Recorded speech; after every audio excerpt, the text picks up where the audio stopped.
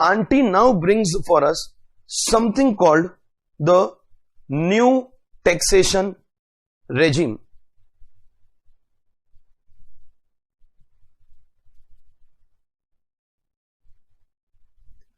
Auntie is now bringing for us something called the new taxation regime.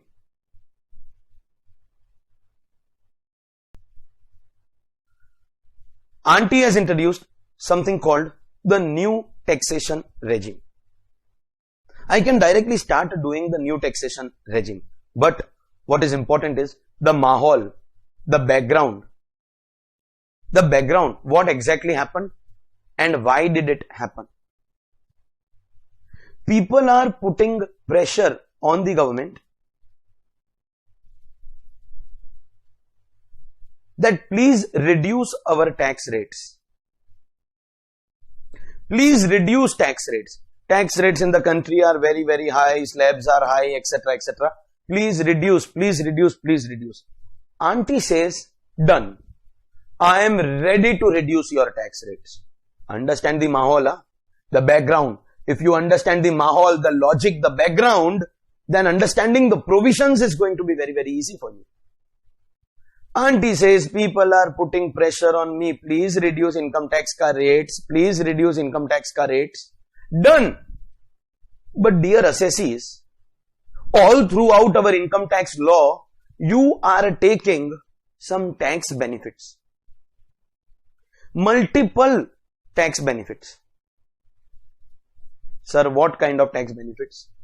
To name a few, you are taking a deduction under section 10AA when you are doing business from a special economic zone. You are taking, this is something which probably everyone knows.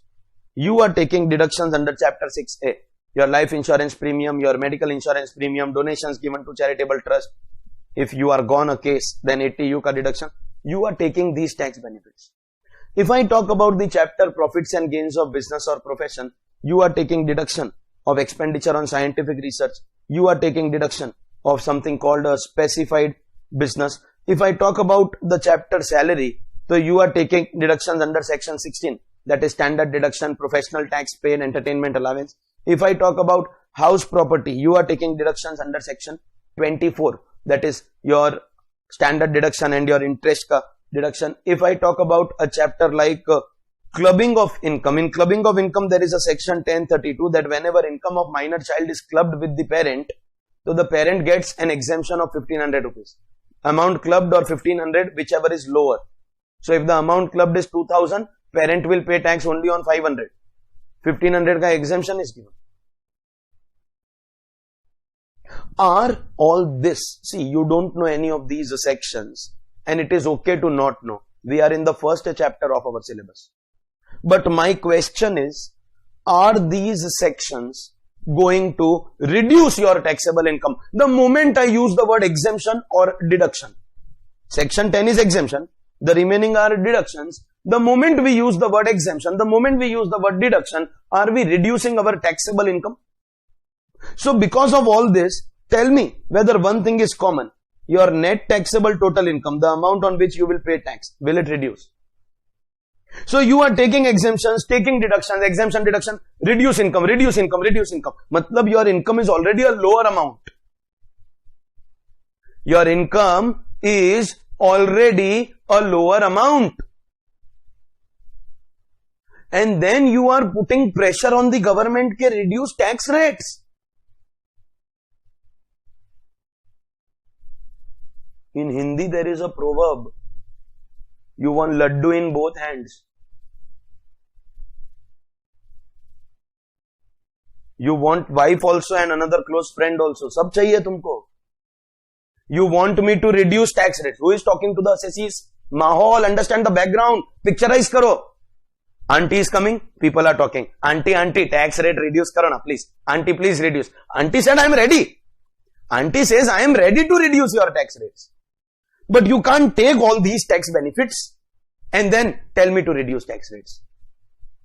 So, I am going to now introduce a new taxation regime in income tax wherein I will reduce your tax rates. Is she doing what she promised? Is she doing what people requested? Say yes or no. Yes, but on a condition that you will have to forego. अरे English, forego मतलब leave, छोड़ दो, leave a list of tax benefits, a plethora of tax benefits, a long number of tax benefits. Some of them I gave you as an example. Auntie is ready to reduce tax rates, but on the condition that you are ready to forego, leave your tax benefits. So I got really excited when this happened. When she announced this in the budget of 2020, she said no SEZ deduction. She said no chapter 6A deduction. She said no deduction of scientific research, no deduction of specified business, no deduction in salary, no deduction in house property. Do you understand? As and when she is removing the deductions, that means she is removing sections from the chapter. Or rather, I should say she is removing pura ka pura chapter only. No deduction of chapter 6 means chapter is gone.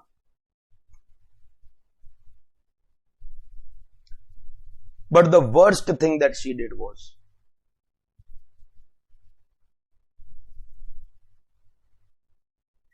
she has made the new taxation regime optional. Optional.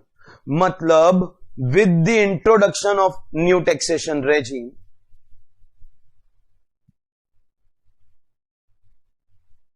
the old regime is not deleted. The old will continue to exist. And what are going to be your two options? Calculate as per old, calculate as per new. Old mein, will you take deductions, all the deductions that we are talking about? Yes, so your NTTI will reduce. And the tax rates will be higher. Income will be less, but rate will be more. And in new, you will leave your tax benefits, so the NTTI will increase. This point, forego your tax benefits. And the tax rates, she is ready to reduce. This point. Calculate this tax on income as per old regime with the deductions. And calculate this tax on income as per new regime without deductions. So you get your tax liability 1, you get your tax liability 2, and which one do you pay? Obviously total of both, no? पागल लोग हर बात में हाँ में हाँ मत मिलाओ. Total of both? No. You will pay anyone? Anyone? Obviously whichever is higher, no? CAs are partners in nation building. देश का भला करने को. No. Which one will you make your client pay? इशारा करो ना गंदा गंदा. The lower of the two. Understood? Understood? And which is why, ladies and gentlemen, in every question of tax calculation, we will have to calculate ek ka double. Auntie is Anuradha ka fan. You know Anuradha? You cannot not know Anuradha, otherwise you are missing something in life. Ek ka double karti hai Anuradha. It's okay. It's okay. Go watch Fir Hera Feri. You will understand what I am talking about. Auntie says you will have to calculate tax twice.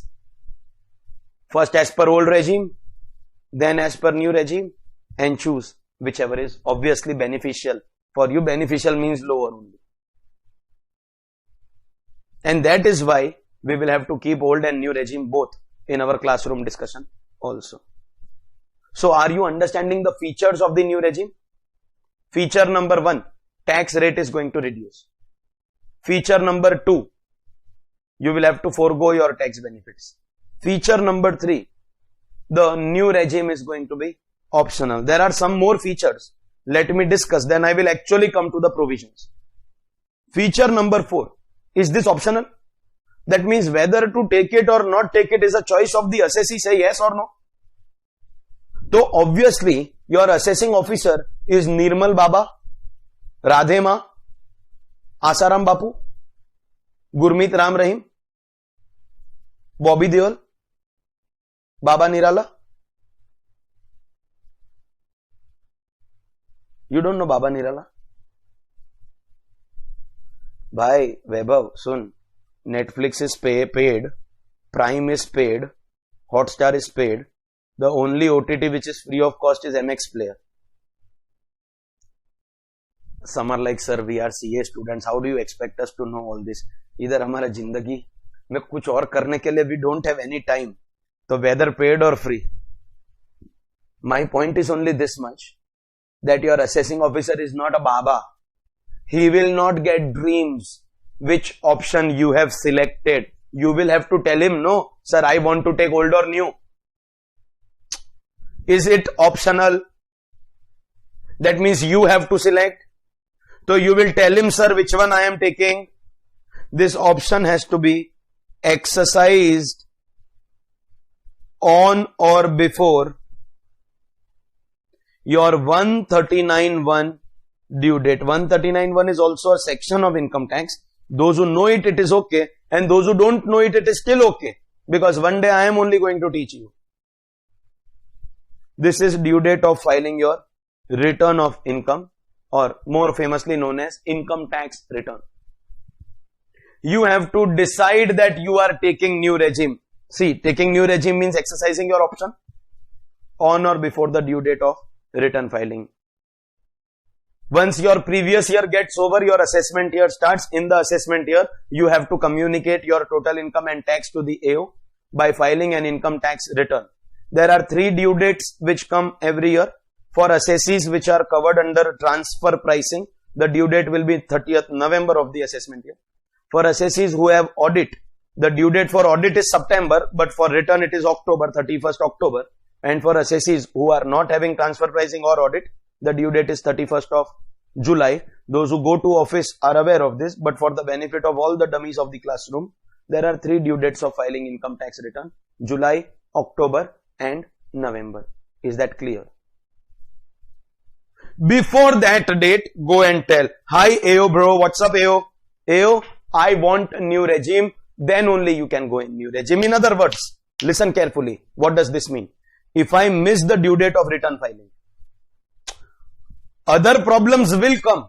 I will have interest, I will have fees, I will lose my loss carry forward. Lot of problems will come in my life. But one more problem, new regime will not be available. For getting new regime, you have to choose it before the due date. In other words, see my interpretation and see if you understand. If you don't exercise the option before the due date, then by default you will be in the old regime. So you are in the old regime. You want new? Choose before due date. Then new. Otherwise by default, old regime. मित्रों, समझा क्या? Hello? हाँ. So you have to exercise this option on or before the due date of return filing. That is also a characteristic of new taxation regime. So feature number 1, we will reduce your tax rate. But if you are willing to forego certain tax benefits, this is optional. So old, new, both applicable. If you want new, decide before due date of return filing. Otherwise, by default, you will be in old regime. Is that understood? Next feature of new taxation regime. In our income tax law, there is a tax called MAT, minimum alternate tax. I told you little about this towards the end of yesterday's lecture. A special tax applicable only to companies. A special chapter created only for which assessee? Company. And thus company ka tax rates also we will learn in MAT chapter. If you remember introduction mein, we have not done company ka tax rates. We will do in MAT ka chapter. Chapter number 15 in our index, volume 1 ke andar, minimum alternate tax. It's a tax applicable for companies. And then there is another tax called AMT, alternate minimum tax, which is applicable to others. This is chapter number 16 of our index, last chapter of volume 1. If you observe the volume 1 of your syllabus, chapter 15 is MAT and chapter 16 is AMT. The last two chapters of our textbook.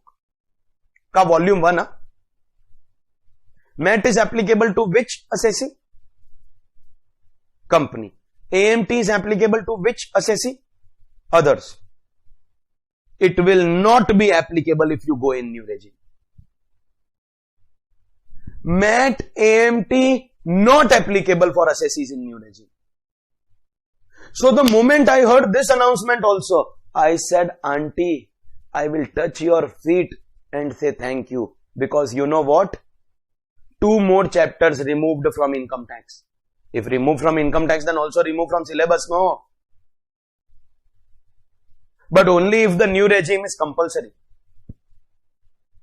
If the new regime is compulsory, then all this is not applicable. So no need to study the chapters. Will there be assessees in the old regime?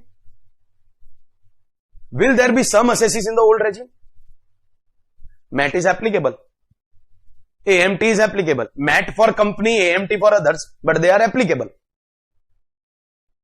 That means when we calculate tax as per old regime, we have to also calculate MAT, AMT. And when we calculate tax as per new regime, MAT, AMT not applicable. So if the new regime, see all the criticism of auntie that I do in class, every time I make, you know which auntie I refer to every time I say auntie? All the criticism, every time I make fun of her. That day when she makes new taxation regime compulsory, I will go touch her feet, fall on her feet and say, auntie, sorry. I take back all my words. In the true tradition of Jainism, auntie, I forgive you and I ask for forgiveness. Jainism में ऐसा culture है, system है that you should annually say sorry to everyone. हाँ, auntie, I'll do that. But as of now, the new taxation regime is optional. So old regime will have MAT, AMT, new regime will not have MAT, AMT. Is that understood? And last feature that you have to be careful about the new taxation regime. All these points A, B, C, D, E, F are features of the new taxation regime. Last point, chapter 12 of income tax. If it was a classroom, no physical classroom, I would have told you that slap the person sitting next to you. But it is an online classroom. So please invite the nearest human being right now on camera and tell that person to give you a tight slap. Acha, you want to avoid that exercise? Tell me what is chapter 12. Huh? Special rates. Special rates. 15 minutes I have asked you to give every day. If you remember special, do you remember the section number ka range of special rates?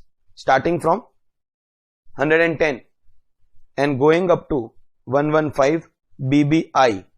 Actually it was BBG, but this year there are 2 new sections, BBH and BBI. Correct hai? Special rates of chapter 12 will continue to apply even for those assessees who are opting for the new taxation regime.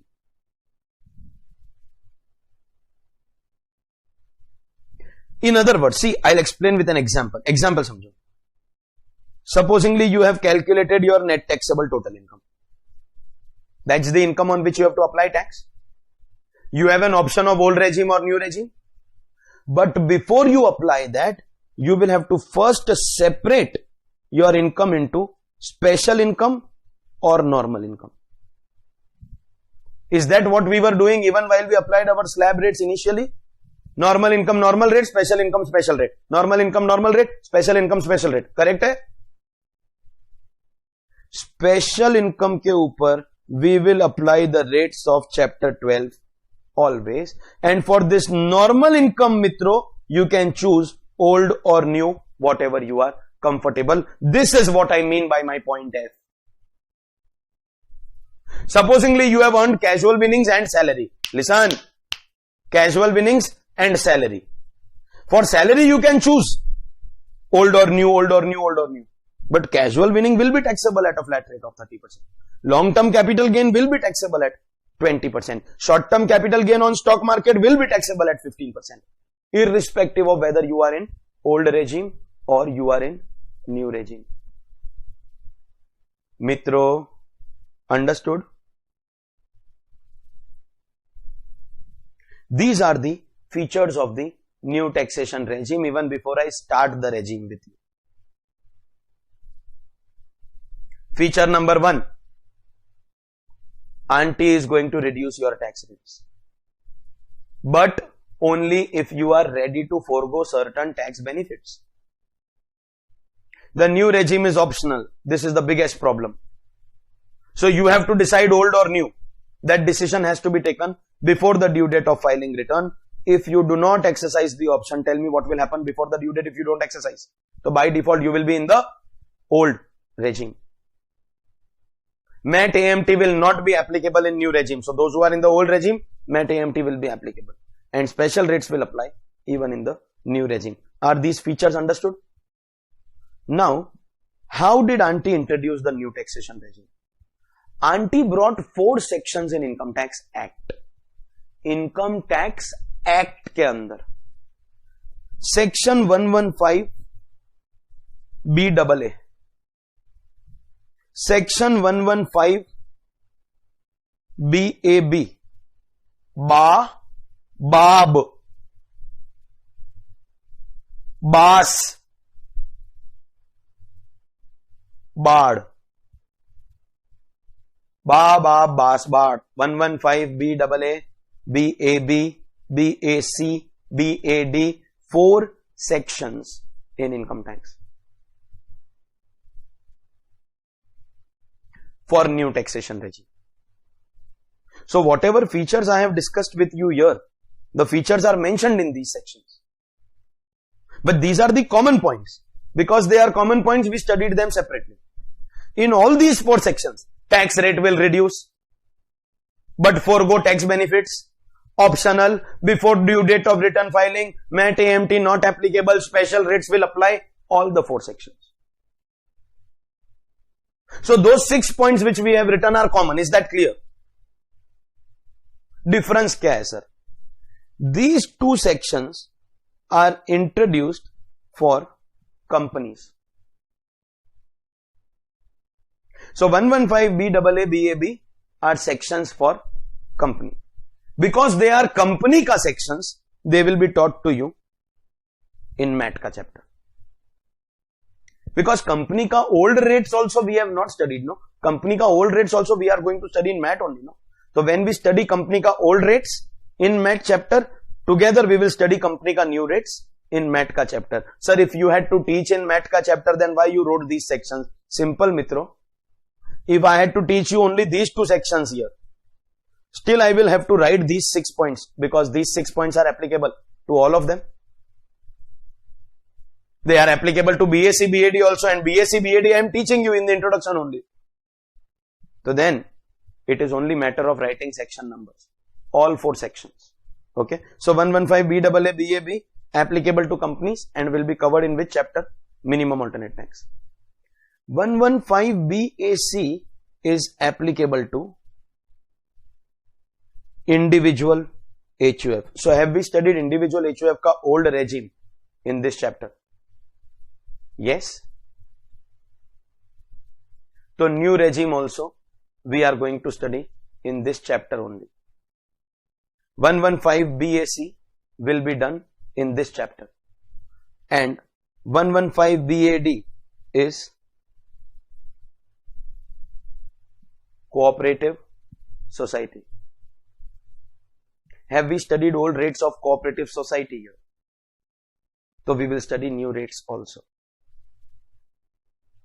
So these 2 sections I will cover with you in introduction chapter, because for these assesses I have covered the old rates already. I have to finish the new rates.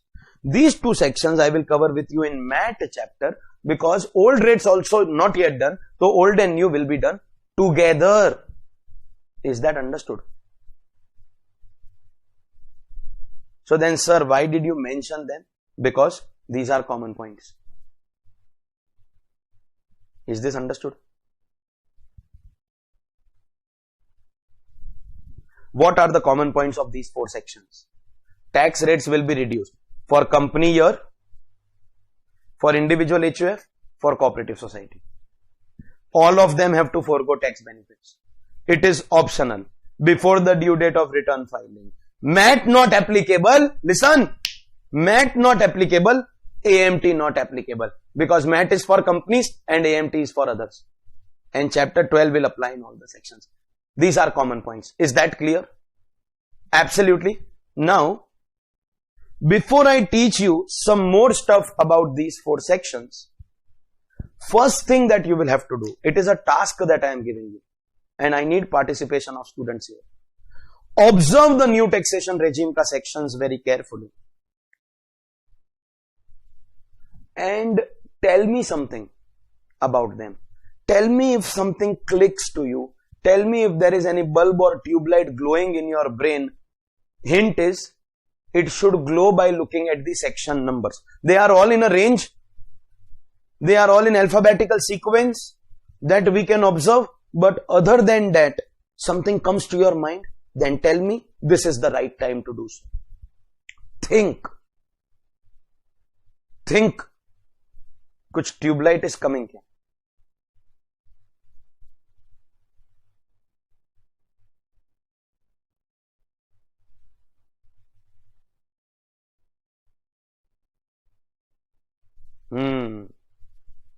Chat box में बोल.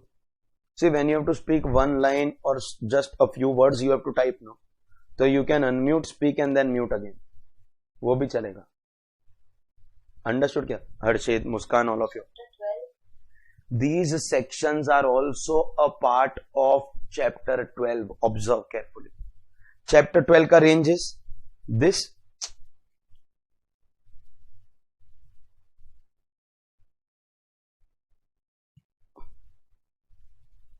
Chapter 12 का range is this.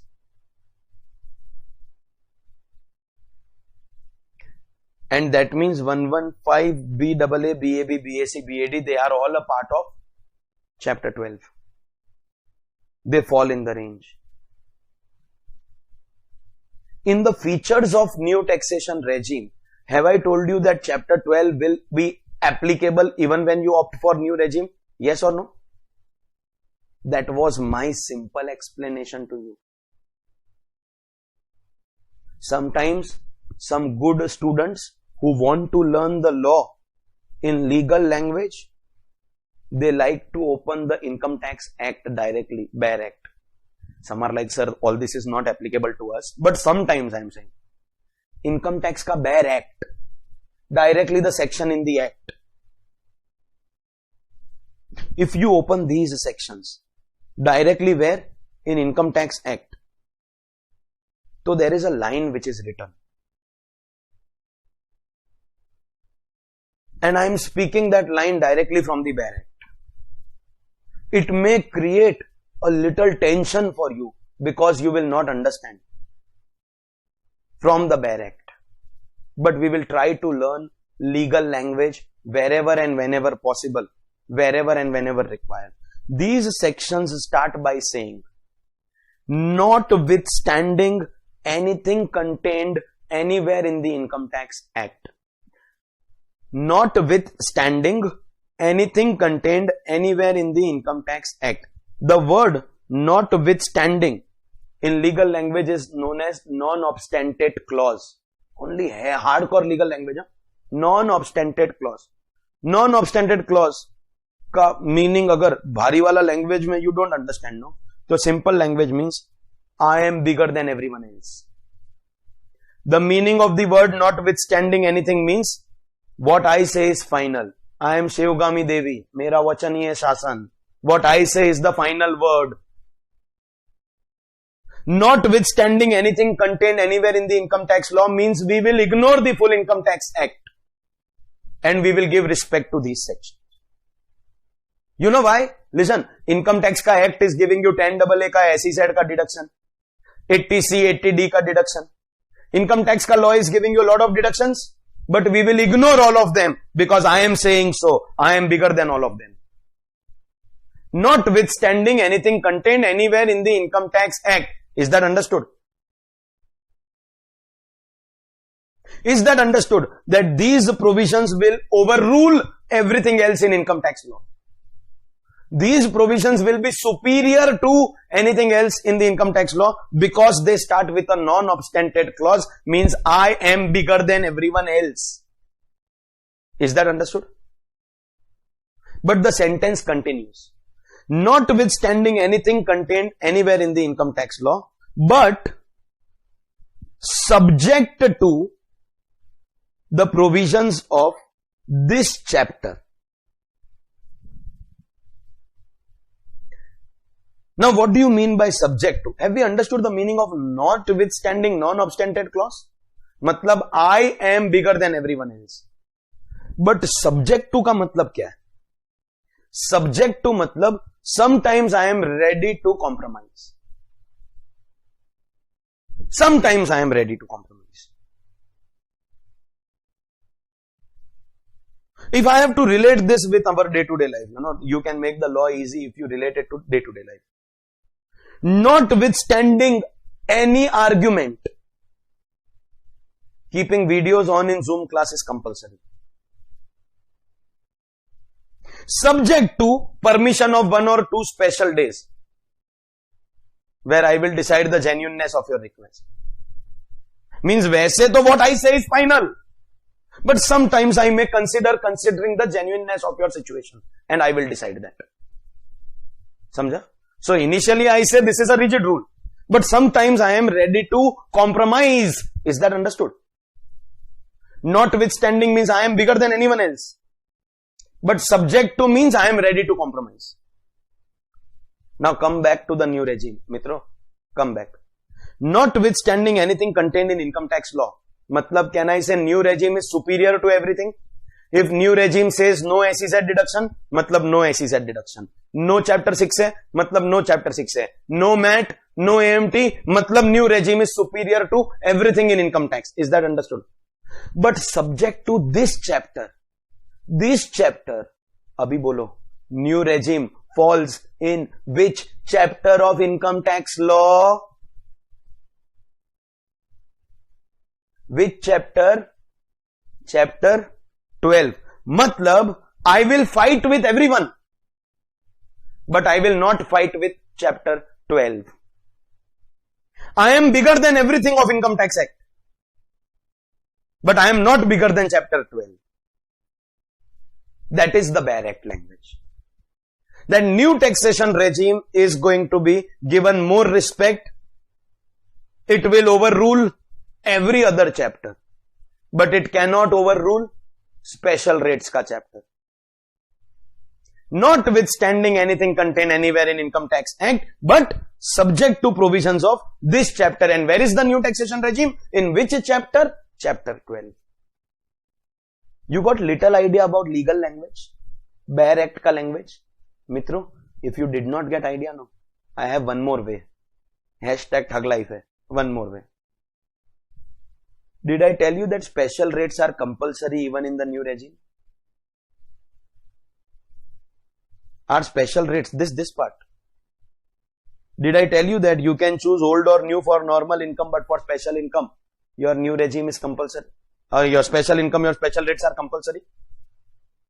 Normal income ke liye you can choose old or new, but special income, special rates, even in new regime, is this line only.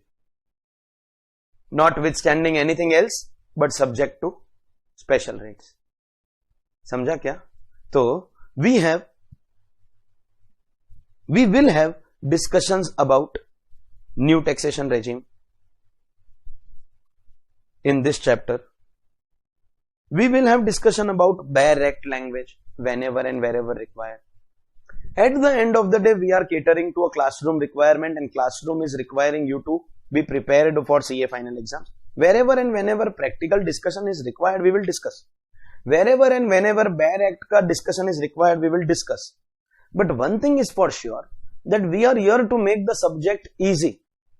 So instead of telling you notwithstanding, if I tell you that special rates are compulsory in new regime, that is more appropriate for you today as a student. Bare Act is indispensable. You have to learn Bare Act. But first you have to understand the simple language so that you can understand the Bare Act. And we are not doing a private tuition where I am teaching one-on-one.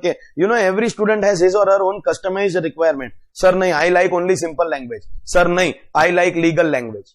Had it been a private one-to-one tuition, we would have probably discussed what as per the customized needs of the student. As a classroom, wherever Bare Act is required, we will discuss. And wherever we can learn with simple language, we will go for simple language. For you anyways, simple language is more important. So ladies and gentlemen, we are under the new taxation regime. We started at 7 o'clock sharp. After 2 lectures, if you do not understand, now this is the right time to tell some of you guys, if you are foolish to log into the class at 7:05, 7:10, some at 7:15 and 7:20, this is not going to be tolerated. You get clearly in your mind whom you are dealing with. In 12 years, not a single lecture has started at 7:02 or 03.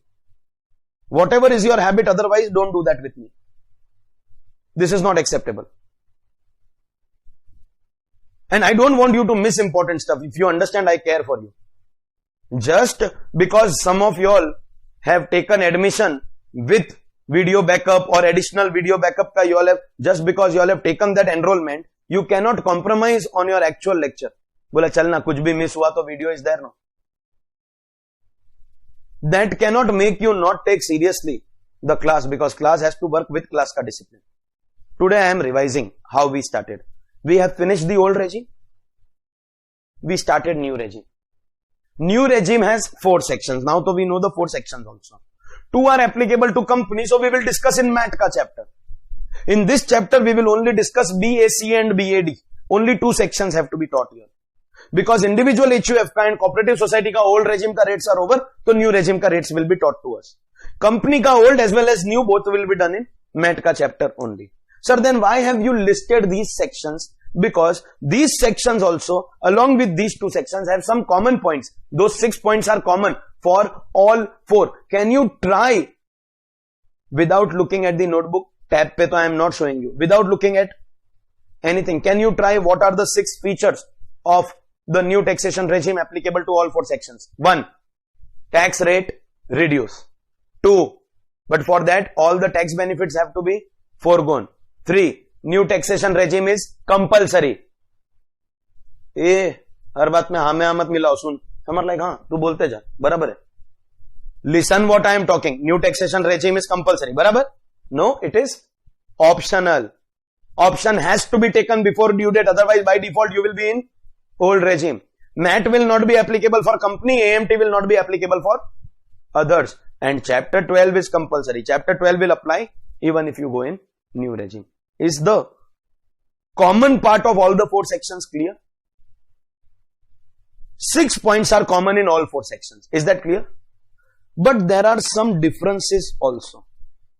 And it is necessary that you know the differences also. 115BAA applicable to which SSC? Company. 115BAB applicable to which SSC? Company. 115BAD applicable to which SSC? Cooperative society. Are a little different from 115BAC, which is applicable to individual HUF. That means in these 3 there is no difference. So I have written them together. In these 3 there is no difference, so I have written them together. Where is the difference? Only in this section. So I have separated this section. एक बात बताओ. In this chapter, I don't want to teach you these sections. I want to teach you only BAC, BAD. Are these 6 points common between BAC, BAD? And there are 2 differences between BAC, BAD. So the difference that I teach you here, the 2 points of differences, the same difference is applicable here also. So whether you focus on BAA, BAB or you don't focus, It is okay because anyways we are going to do BAA, BAB later. But these are differences between BAC, BAD also. And BAC, BAD are we studying in this chapter only? So we have to discuss the differences. What are the differences? Difference number 1. When we will do BAB, BAD, BAA, BAB, you will be taught that in these two sections, it is specifically written that these sections are applicable to company. But which company? Only domestic company. That means a non-domestic company is not going to be eligible for the new taxation regime. It is specifically written in those sections. Domestic company. But ignore this. Anyways, math mein we will do that. My target is BAC, BAD right now. My target is not BAA, BAB. Are we continuously understanding that? BAD, if you open the section, it is talking about cooperative society. Yes or no? But along with cooperative society, they have written the word resident cooperative society. Hey, idhar bro. BAD is not for cooperative society, it is for resident cooperative society. It is not for company, it is for domestic company. The word domestic, the word resident has been specifically written in these sections. For company, the word domestic is used, and for cooperative society, the word resident is used. Specifically mentioned. Specifically mentioned. But if you go and read BAC, BAC is available to individual HUF. See, by now we are aware of that. But that's it. The section mentions only individual HUF. The section does not refer to or mention anybody else, or does not write any other word here. And this is direct tax ka expectation from you. You have to read and understand what is written, and you have to also draw conclusions about what is not written. Guess karo what conclusion I am talking about here. Acha, guess mat karo. I ask you questions so that you can give answers in this or this. Yes or no? These provisions are available to domestic companies. Yes or no? Non-domestic company, foreign company? No. This is available to resident cooperative society. Yes or no? Non-resident cooperative society? No. अरे थोड़े थोड़े तो इशारे करो यार, कोई कोई इसमें भी all are not participating, only some are participating. Now comes the important part. This provision is available to individual HUF. If they are resident, is it going to be available if it is resident? And what if the individual HUF is non-resident? Yes, ladies and gentlemen, whether resident or non-resident, because the section does not mention anything.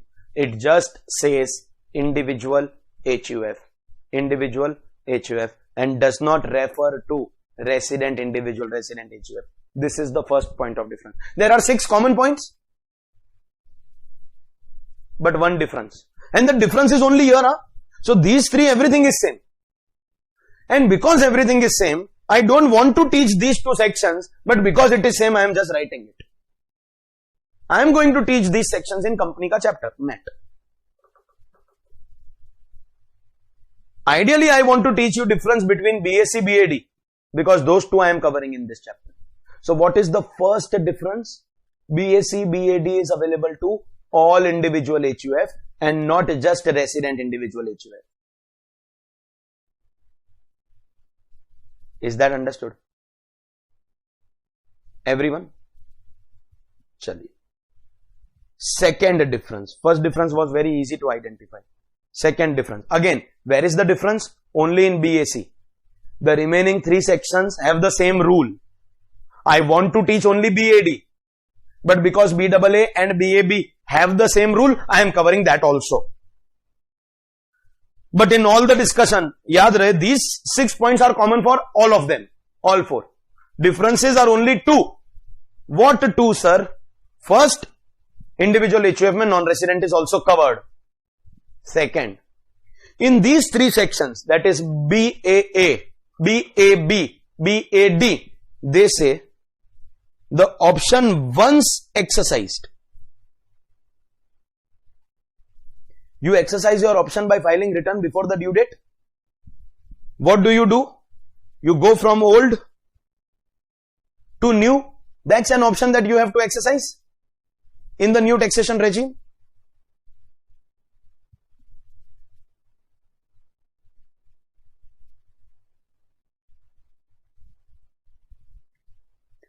Once you go in new regime, you can never come back to the old regime.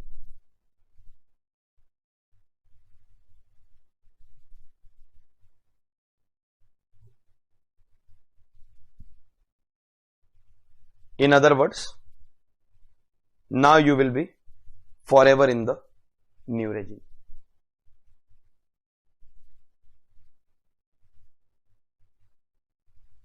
Once taken, it will apply forever and you cannot come back to old. One way hai. Can I give you an example so that you can relate it with your life? This is like shifting from old CA course to new CA course. I think you have understood. Now I don't have to explain also anything.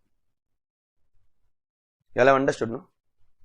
This is like shifting from the old CA course to new CA course. Old regime to new regime. You can't come out. So very easy to understand. Chaliye, no problem. Where is the difference? These 3 are to having the same rule. Company, cooperative, society, same rule. Resident hai, domestic hai and cannot change. Here in BAC, non-residents are also covered. Plus, they are also going to provide you the facility of changing. You will be given the freedom of changing your option. And this is a very, very complicated thing. I need full attention of people. I need to see whether people are attentive or no. Very complicated. See, till now everything appears easy. First, the difference is clear to everyone. Second difference may be the left side ka part is clear to everyone.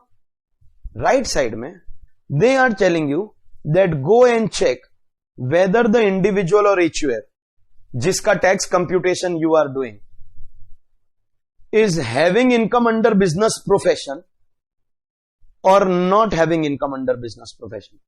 Classify the assessee into Pgbp or no Pgbp. Any person having business or profession will have income under the head Pgbp, will fall here.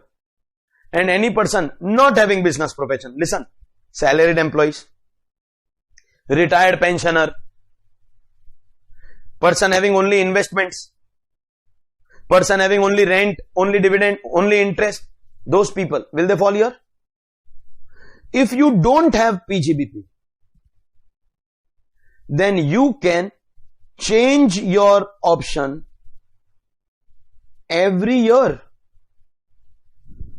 Option will be available on a year-on-year basis.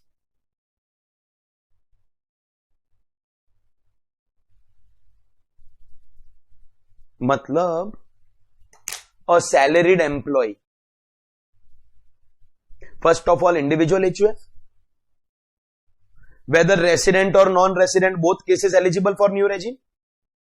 And salaried employee does not have Pgbp. Can I say this employee will fall in this category of my chart? No business, only salary. Is he eligible for new regime? He takes the new regime. Next year, can he come back to the old regime? Yes, they are not allowed, but they are allowed. Third year, can he again go to the new regime? Fourth year, again new regime. Fifth year, old regime. Mitro, these people, therefore, are allowed to do old, new, old, new, new, new, new, new, new, new, new, old, old, old, old, new, old, new, old, new, old, old, old, old, old, new, old, new, old, old, old, old, new, new, new, old, new, old, new, old, new, old, new, old, new, old, new, new, old, new, old, new, old. They are allowed to exercise the option every year. वापस करके दिखाओ कि you all have understood. Understood, no? हाँ, reel बना देंगे इसको. Understood, everyone? So this is also easy. This is easy. Once taken, can never change. This is easy. You can change every year. I'll say something orally. If you think you need to write it, you write it. Can we exercise the option every year? If you are in old, by default you are in old. If new is your option, then it has to be before due date of return filing. But that we are already aware, no? That is the common feature. That whenever you want new, see, these people can take new only once, then they are by default in new. But this person can decide old or new every year. Whichever year you decide before due date, it will be new. Otherwise, by default, it will be old. Is that clear? But the point is that the option is available on a year-on-year basis, non-Pgbp wala people. So, the easy part is over. This is a little complicated, but I will make it easy for you. You are with me? We now go to 115 BAC, individual HUF. Resident or non-resident? Huh? Both. If you have Pgbp, what is the law? What is the law for you? What is the rule for you? If you have Pgbp. Initially, by default, you were in the old regime. For many years, you were in the old regime. Yes or no? Now, one day, auntie has announced a new regime. Sir, can we shift to the new regime? Allowed. You are allowed to go from old to new. Absolutely allowed. We have introduced only for that, no? They go, they cannot come back. They go, they can go every year and come back every year. But now we are talking about individual HUF with Pgbp. You have gone from old to new.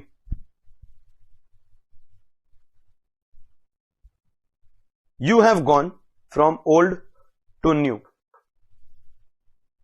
Where are you now? You have gone from old to new. Then where are you now? New regime? New regime? New regime? New regime? One day suddenly you feel, sir, I am not comfortable, sir. English में sir, I am not comfortable. Hindi में sir मेरे को जम नहीं रहा है. गुजराती में sir फावतू નથી. मराठी सर जमनार नहीं हो. मारवाड़ी में मने नहीं जमे रही होय. मलयाली एने के कंफर्टेबल इल्ला.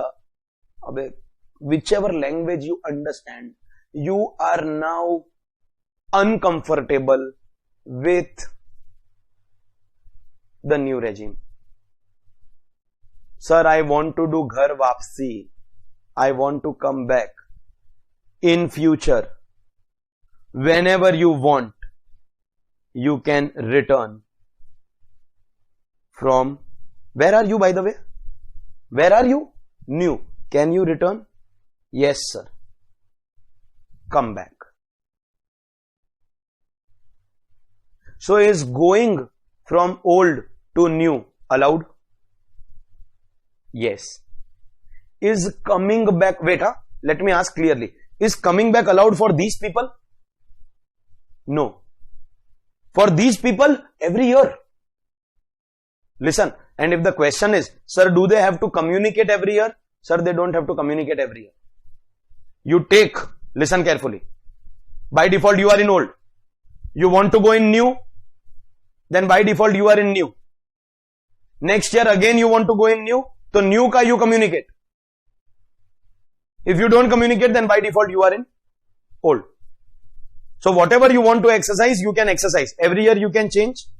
These people, they can go to new. Can they come back to old? But condition ये है that now where are you? You went to new, you have come back to old. Now where are you? Old. Now the new regime will not be available forever. Now the new regime will not be available forever.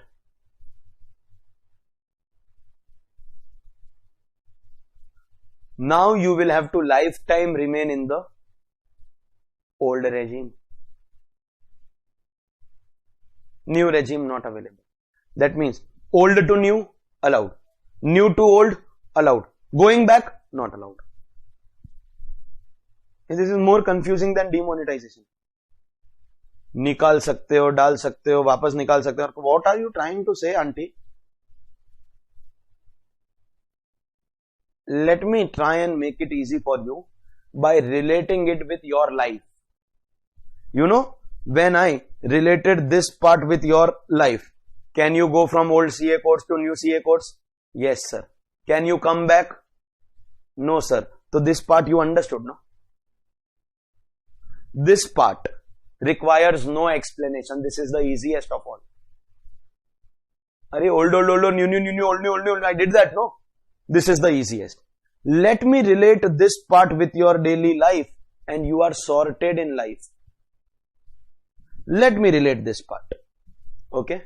You buy a ticket to a movie hall, to a stadium. With that ticket, are you allowed to enter the cinema hall? Are you allowed to enter the stadium? Arey yaar, yes, no, something to you say no yaar. Are you allowed to enter? You did not like the show. धाकड़ देखने गया था. 4 people in India watched Kangana Ranaut ka movie Dhakad. 4 tickets across India got sold and you were one of those 4. You did not like the show. Can you come out of the show? Now you can't go again.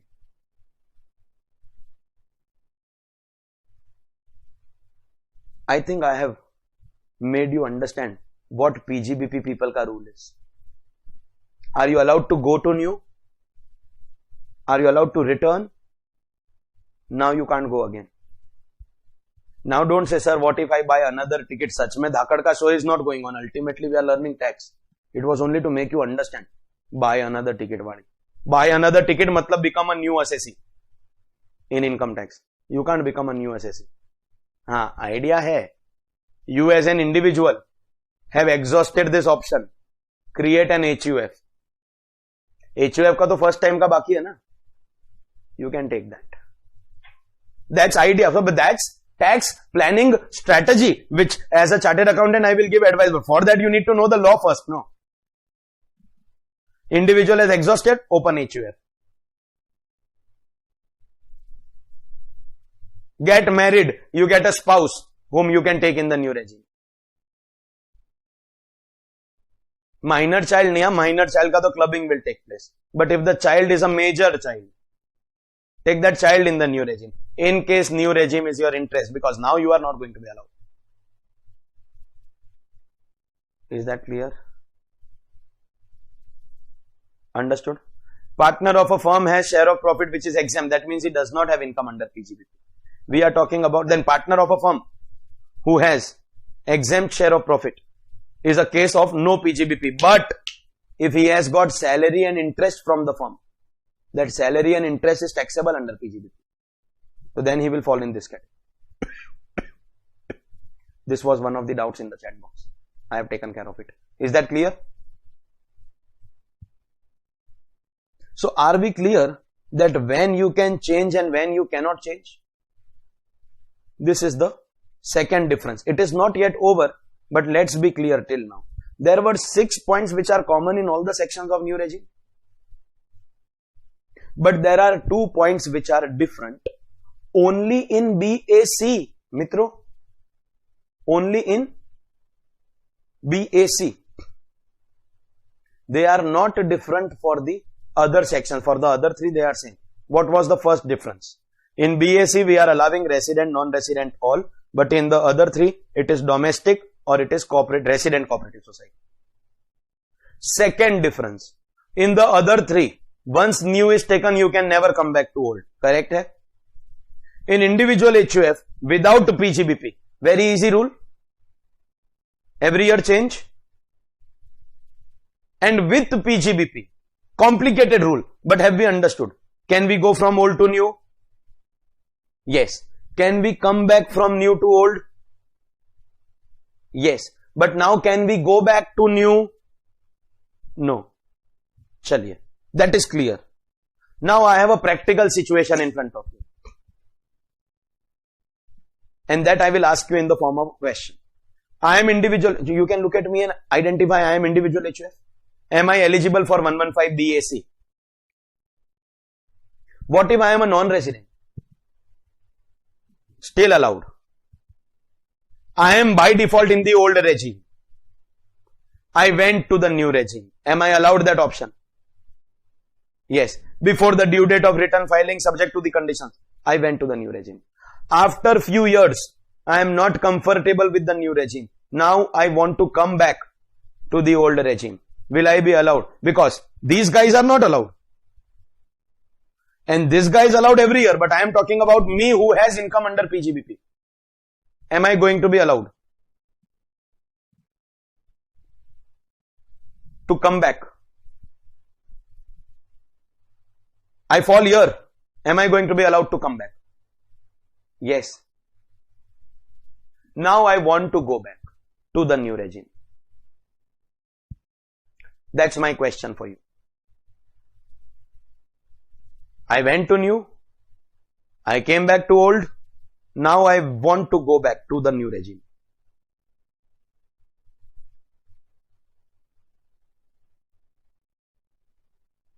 Most of you all in the video are saying no, and also in the chat box, not allowed, can't go. I have only taught you that. So if we don't have business infrastructure, we can shift. You are asking me or you are, एक तो पहली बात तो drive करते करते please, क्या कर क्या रहा है bro? I appreciate your sincerity towards the class, but where are you driving, in your society compound? No, I am going to office. And on which road you are driving? NG road, old. Bro, कुछ हुआ तो it should not come on me, huh? I am a fan of your sincerity, Prathamesh. Fan बोले तो you can, if you ever come to give an autograph now, I'll take from you, because I just love sincere students. Ultimately, you are not doing it for ICAI or your coaching class or your professor. You are doing it for that person in the mirror. Okay? But still, this is not the correct. You have to respect the law also. We know we CAs are always कि कैसा law का रास्ता. Correct? So listen, ladies and gentlemen, CA log and Baba log, there is one thing common. There is one thing common in CA log and Baba log, that people will approach you and ask you, Maharaj, उपाय बताओ.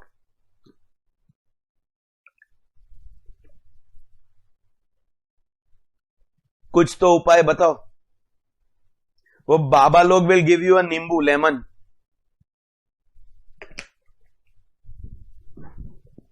and will tell you कि ये lemon को rotate 7 times around your head and throw it outside the window. But CA log, you have to give upay, you have to give solutions. And if I am telling you that please take me back to the new regime, so you need to give solution. Solution hai. CA log and Baba log, solution hai. If I ever want to go back, your answer was not allowed. But if Pgbp stops, when I say Pgbp stops means in future the person is not having income under Pgbp anymore. So you become this, do you understand? And what is the rule for this category? You can exercise your option on a year-on-year basis. So now understand the practical solution. I have discussed bare act today also. I am talking practical things also. But of course our syllabus is vast and there will be occasions where we cannot go into practical debates and discussions or bare act language because we have to keep our examination and our schedule also in mind. But today I am giving you a practical discussion, a practical situation. A person who is an individual and has Pgbp income has taken new regime, allowed hai. Has returned to old regime, allowed hai. Now is requesting, sir, please somehow, sir or madam, CA sir, CA madam, somehow take me back to the new regime. So you give that person idea, listen, you are doing a business, make your wife the proprietor of that business and you start taking salary from that. On paper, you become an employee. See, off the records, all decision making will be with you. Yeah, should I say off the records, if you have a wife, anyways, all decision making is always with her only. In case you have a wife. You are not allowed to decide basic things of your life also. But on paper, you become an employee. Anyways, off the records also, you are her employee only. Become an employee.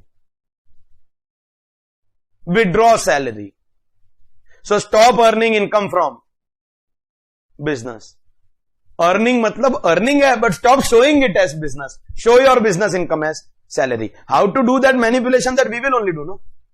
Now some of you all don't start asking, sir, kaise karega? Proprietorship is registered in... See, practically, you will have to do that paperwork. Open a new, if your business ka name is A and Company, open it as A, B and Company. Make your wife the proprietor. Slowly tell your customers and suppliers that from now onwards, all the trading will be done in the bills of purchase bill or sale bill in the name of A, B and Company. Slowly reduce the business of A and Company. Increase the business of A, B and Company. Shut down A and Company. Shift the business to A, B and Company. And now become employee. See, practically you will have to implement it. But solution to hai. And CA log and Baba log, your responsibility to give solution to the world. And this solution is tax ka solution, not Kamlesh wala. Kamlesh malum hai? You all know Kamlesh? Google karo. Kamlesh dug dug dug. Google this. You will come to know. This solution is tax ka solution, not Kamlesh wala solution. I'll tell you who Kamlesh was. Kamlesh was a person, a small kid who used to take drugs. He said, मैं solution लेता हूँ. और एक बार लेता हूं तो I get a good feel, dug dug dug. This is not that solution, this is a tax ka solution and you have to give it. Is that understood, Mitro? So we have studied two differences in BAC and the other three sections. Mind you, the difference is only under BAC. The difference is not in the other provisions. Is that clear, everyone? So, what have we studied since we started today? First, we are starting the new taxation regime. There are 6 common points in the new taxation regime. What are the 6 common points in the new taxation regime? Point number 1.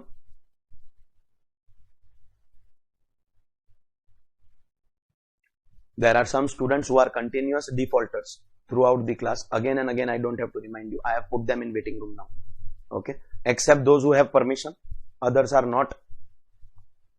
And permission is granted for 1 or 2 lectures. There is a limit. Okay. Because I am revising, I have put that. Complicated concept ke time pe, I am also not a jallad. That complicated concept ke time pe, I will do it, but because now I am revising, for some time let them remain in the waiting room. They will understand the rules of the class. What have we studied? 6 common points in the new taxation regime. Point number 1, the tax rates will be reduced. Point number 2, it is you have to forego tax benefits. Point number 3, it is going to be optional.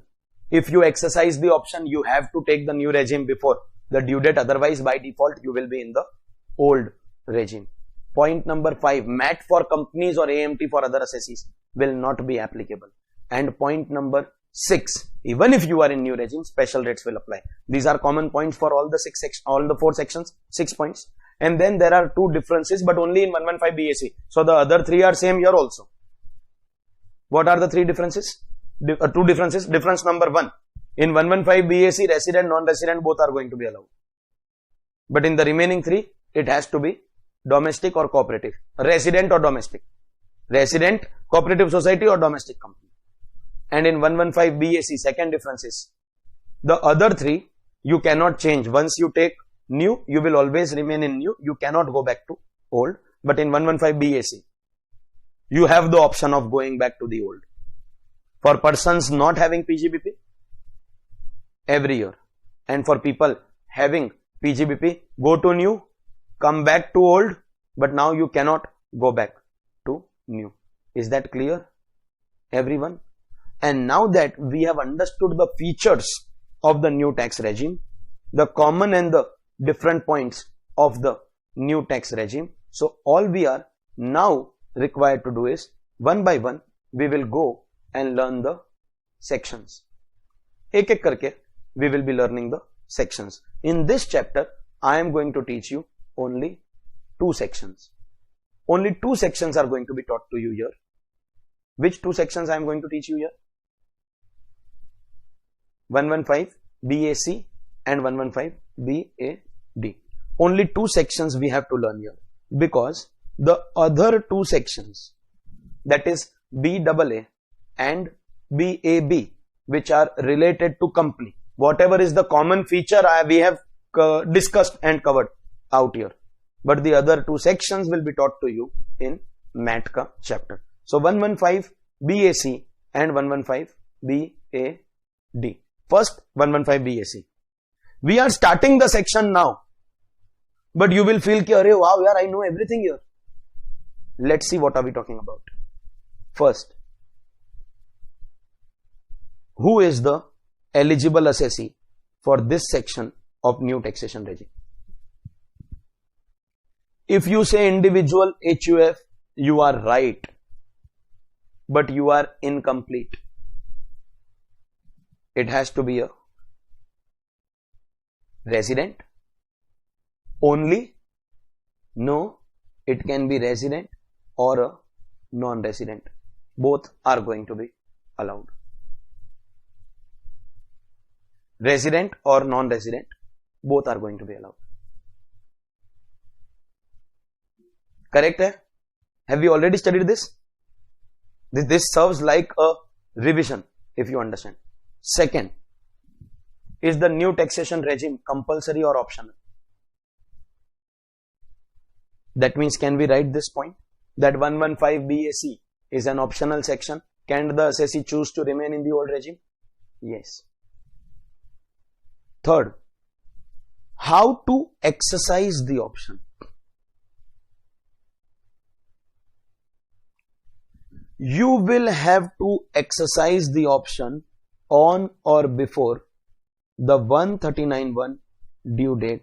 Can we say the due date of filing return of income tax return on or before the 139(1) due date? Yes or no?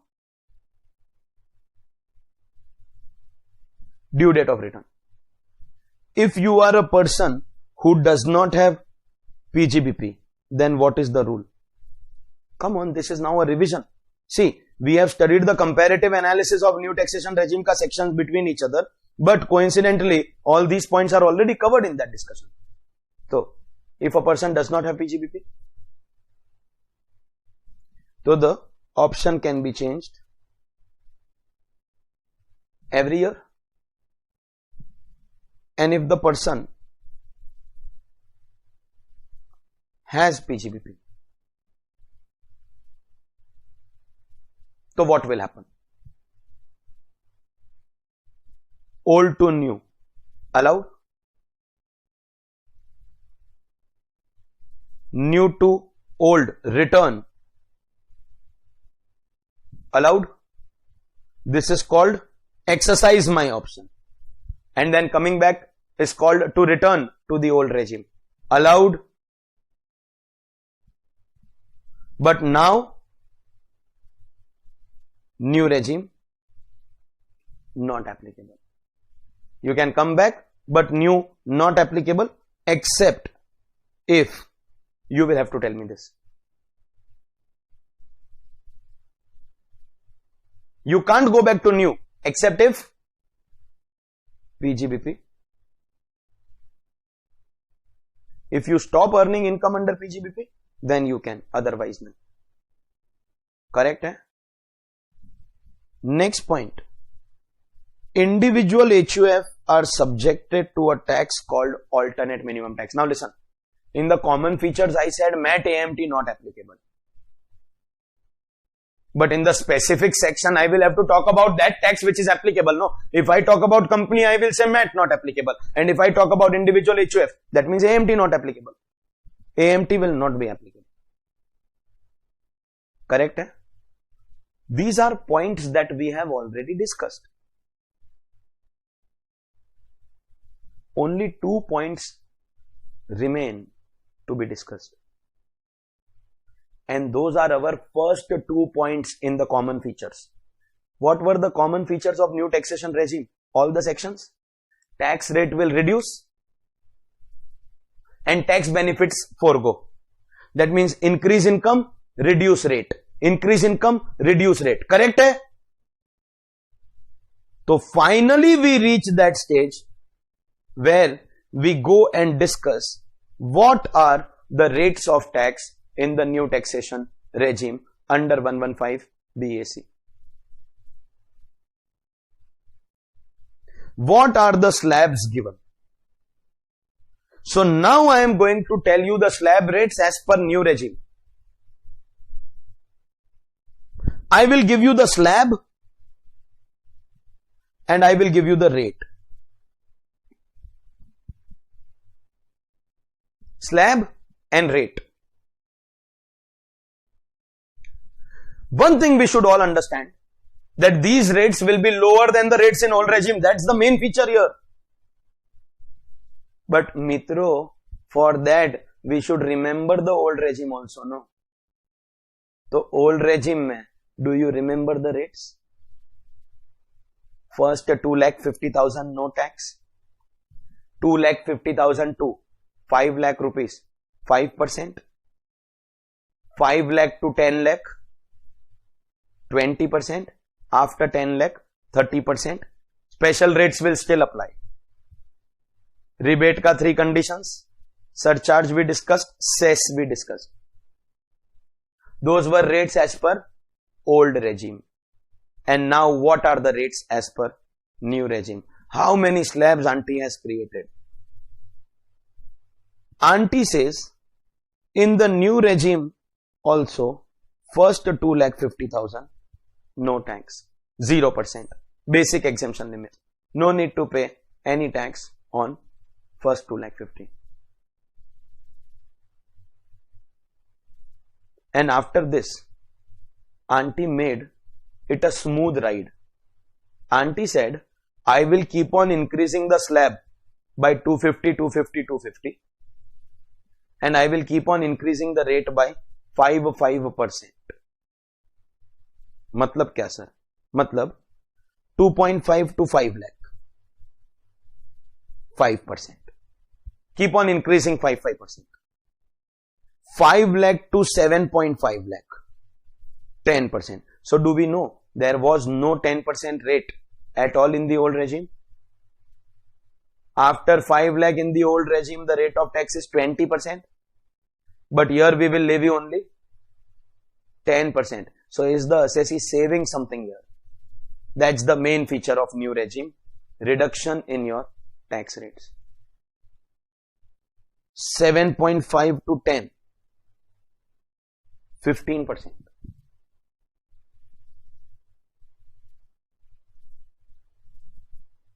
Keep on increasing by 2.5 and keep on increasing by 5%. After 10 lakh, what is the tax rate in the old regime? 30%. But in the new regime, we will start with 20. 12.5 lakh to 15 lakh. Once you have crossed the 10 lakh, it is always 30 in the old regime. But here we will also give you 25% rate.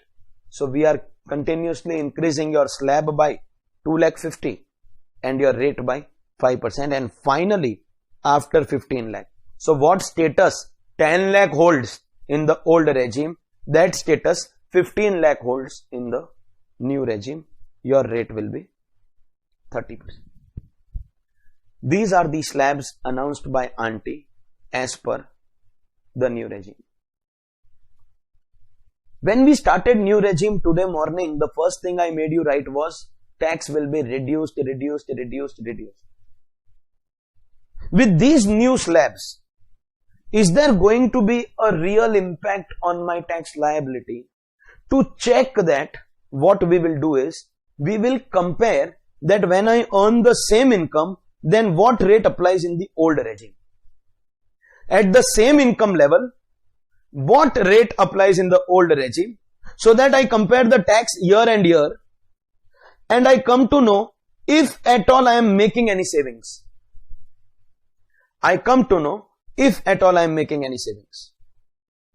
If I had to make you only a CA, these are the rates. Chal mitro, point khatam ho gaya. Let's go ahead in our syllabus. But I want to make you a good CA. Today, if I tell you that people who shift from old regime to new regime will save tax of 75,000 rupees. How much tax will be saved? 75,000 rupees. Shifting from old regime to new regime will bring savings of 75,000 rupees. I have to prove it with numbers. So check करेंगे मित्रों. If I am in the old regime, what is my tax rate? Income level of 0 to 250. What is the tax rate? 0%. That means by shifting to new regime, am I actually saving anything? Can I say my savings are 0? Come on. In fact, if the assessee is resident 60 years or resident 80 years, so in the old regime, so 250 nahi, we start only tax after 3 lakh or 5 lakh. But in the new regime, these slabs are applicable to all individual HUF. Matlab mitro, even if you are a senior citizen or super senior citizen, in new regime your rates will be these only. You don't get the benefit of a different basic exemption limit also. In fact, you are losing by shifting to the new regime.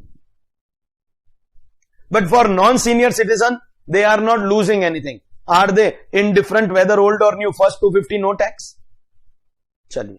250 to 5 lakh. New regime mein it is 5%. What is the rate in old? New we have written here. Old we are comparing. You will have to tell me that because old I have taught you. What is the rate? 250 to 5 lakh? 5%. Then what is my savings? Nothing. Any person earning income up to rupees 5 lakhs, new or old, doesn't matter. Ulta, listen. New may you shift. Savings is to nothing. And tax benefits you will have to forego. Forego tax benefit and don't make any saving. Ulta, it is a loss. Do you understand?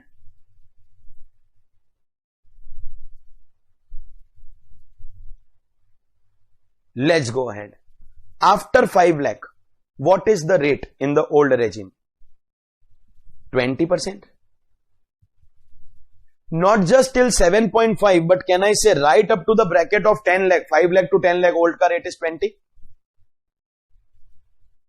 Correct है? So I can write 20 for both these brackets. Now if we compare, are we saving something? Yes, you agree with that? How much I am saving? First bracket, 5 lakh to 7.5 lakh. Answer what I am asking, so it will become easy for you. How much is the income in that bracket? 2.5. Or can I say every bracket it is that income only?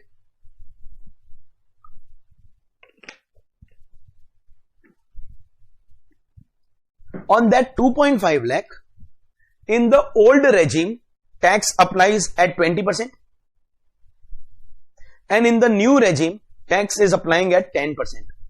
So can I say I am saving 10% of 2.5 lakhs? You understood this line? I am saving 10% of 250. That means in rupees, I have saved 25,000. Yes or no? And if you have understood, तो बोलो. Next bracket का income is 250. Old regime still 20 because 5 lakh to 10 lakh. New regime 15. You've saved कितना percentage form में? 5 rupees में 5% of 250. That is 12,500. That's your savings here. That's your savings here. Correct है? चलिए. Next bracket. Do you realize that after 10 lakh in old regime I can simply keep on writing 30, 30, 30 for everything? See, old ka rates is only what? 0, 5, 20 and 30. These multiple slabs are created in the new regime. So after 10 lakh everything is 30. One thing can I conclude here itself, that after income level of 15 lakh also, old or new doesn't make any difference. So understand the next sentence. For your income from 0 to 5 lakhs, there is no difference in old and new. And after 15 lakhs, Modi ji ka favorite figure. Every time we take 15 lakhs in our example, we say Modi ji. Every time we take 40 lakhs in our example, it is Totla Tiwari. You know Totla Tiwari? Nahi? Talit Lat? No, not. Chal chhod jane. It's okay. After 15 lakhs, after Modi ji ka favorite figure, can I say old and new? Does not make any difference. The difference lies only in this much. This is the only savings. 2 slabs ka we have already calculated. 2 ka let's calculate. 10 lakh to 12.5. Old mein 20. Sorry, old mein 30. New mein 20. Savings of 10. That's savings of 25,000. And then 12.5 to 15 lakh. Savings of 5%. 12,500. Ladies and gentlemen, boys and girls, Deviyo, Sajjano and Mitro, this is your savings in the new taxation regime. New taxation regime can save only rupees 75,000. Is that proof clear to you? Now I will speak something complicated. Easy part is done. Ab listen. If I shift from old regime to new regime and I am saving tax, the highest tax that I can save is 75. I cannot save more than that. Because this is the only area in the computation where the rates are different. The highest savings is 75. You agree? But is it also possible that the new taxation regime is increasing my tax liability? Because I am foregoing my tax benefit. And that loss can be infinite. That loss can be a figure in crores, because if I go to new regime, I lose all my deductions. I lose chapter 6A ka deduction. How many people in this class think that chapter 6A ka maximum limit is 1,50,000? No, there are some people who say, sir, chapter 6A maximum 150. Saste wale nashe. Chapter 6A is not maximum 150. 80C is maximum 150. 80D ka limit is separate. And by now, if you are in 80U case, to uska you get separate. Chapter 6A ka deduction alone can be 1 crore rupees. You will lose that in the new regime. You agree with that? And I am not even talking about the others. There are total 20 tax benefits that you have to forego. To go to the new regime, you have to forego tax benefits. You have to forego your deductions. They are 20, and chapter 6A is only one of them. And chapter 6A alone has got multiple sections.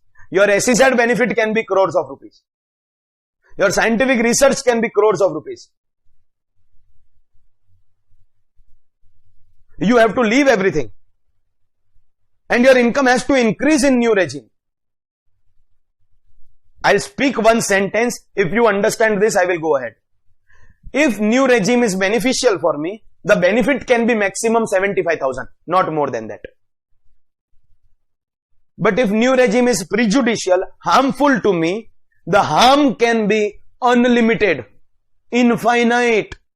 If new regime is beneficial, benefit can be maximum 75, but the harm can be infinite. As a chartered accountant, I will never suggest any of my clients to go for new regime. Stay in old. क्या होएगा? 75,000 का savings will go away, no? उससे ज्यादा तो there is no problem, no? Stay in old and you lose this 75,000 का benefit. मेरे से ले लेना. I will give that. Provided your annual fees is more than 75,000. ऐसा नहीं कि इंडिविजुअल का 2,500 का रिटर्न लेके you come and say कि give 75. I will never suggest any of my clients. I have a small CA firm also.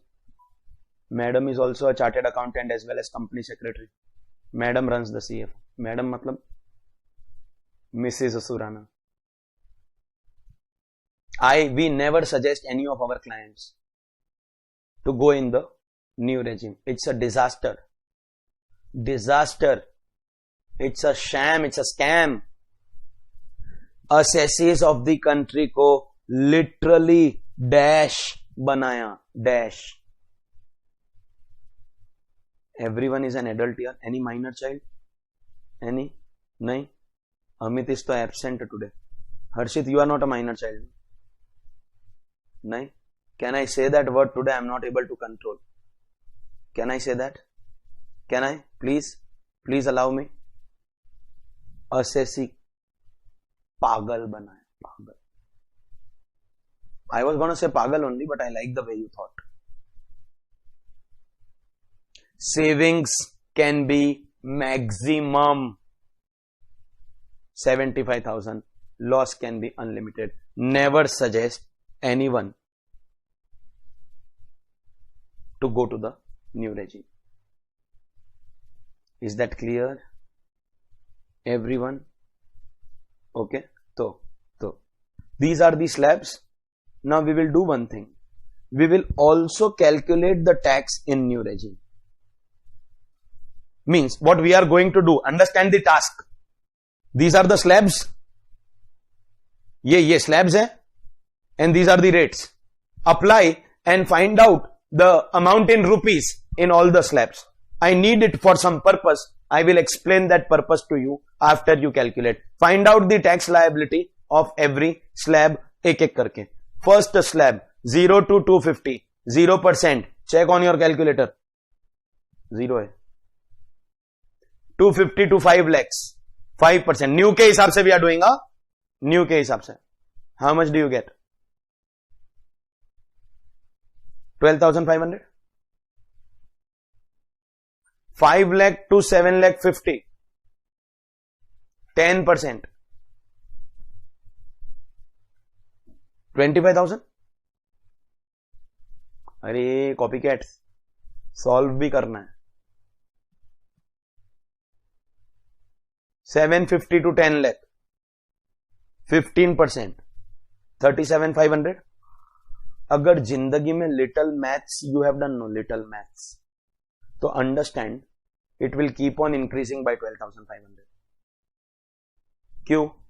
Slab का amount is fix 250 and rate is increasing by 5%. तो every bracket will have 12,500 more than the previous. नहीं तुमको ये सब it's okay sir, we took SP in 12th standard, कोई बात नहीं. तो you solve and find out the amounts. 50,000, 250 का 20%, 60 to 500,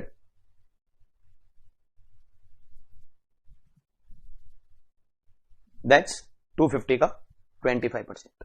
करेक्ट है? After 15 lakh, every rupee will be taxed at a rate of 30%.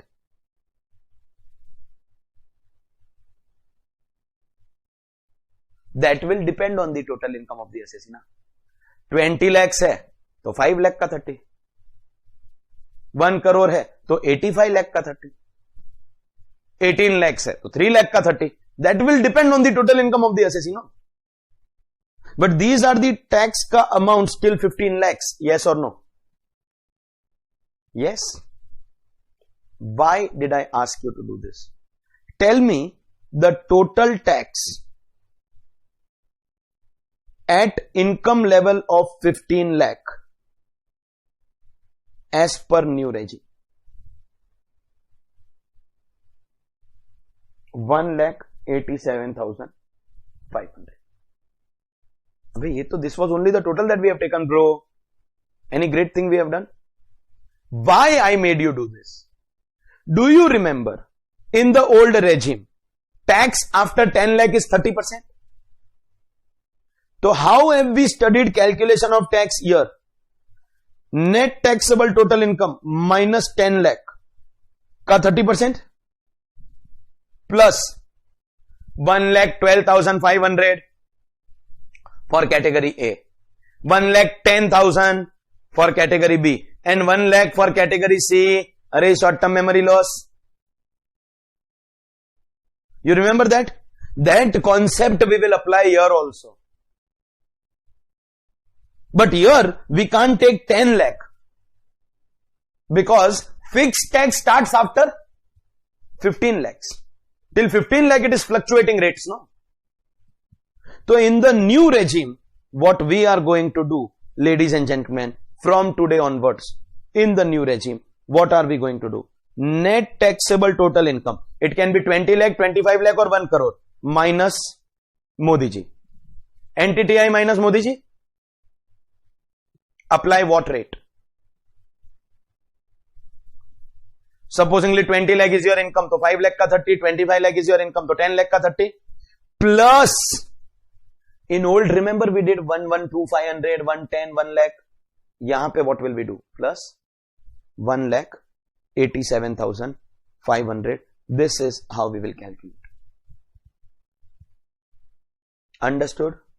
After today, in old regime, excess over 10 lakh ka 30% plus normal individual 1,12,500, resident 60 years 1,10,000, resident 80 years 1 lakh. Correct hai? In new regime, excess over 15 lakh ka 30% plus 1,87,500.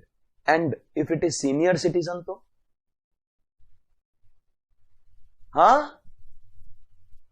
Still 187,500. Super senior, still 187,500. Everyone 187,500. So like you have memorized 1,12,500, 1,10,000 and 1 lakh. 3 categories in the old regime. You will memorize 1,87,500 in the new regime. After 15 lakhs, 10 nahi. Old mein the threshold was 10. New mein it is 15. Clear hai? So 15 lakh pe 187,500.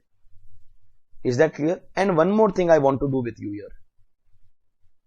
supposingly my income is 15 lakhs. So what is the tax as per old regime? Normal individual other than senior citizen. What is the tax as per old regime? How will you calculate, you know? How will you calculate? How? 5 lakh ka 30%. 150 plus 1,12,500. So give me the amount. Tax at 15 lakhs. New regime में तो it is 187,500 fix. Old में how much? 10 lakh तक fix and excess का 30.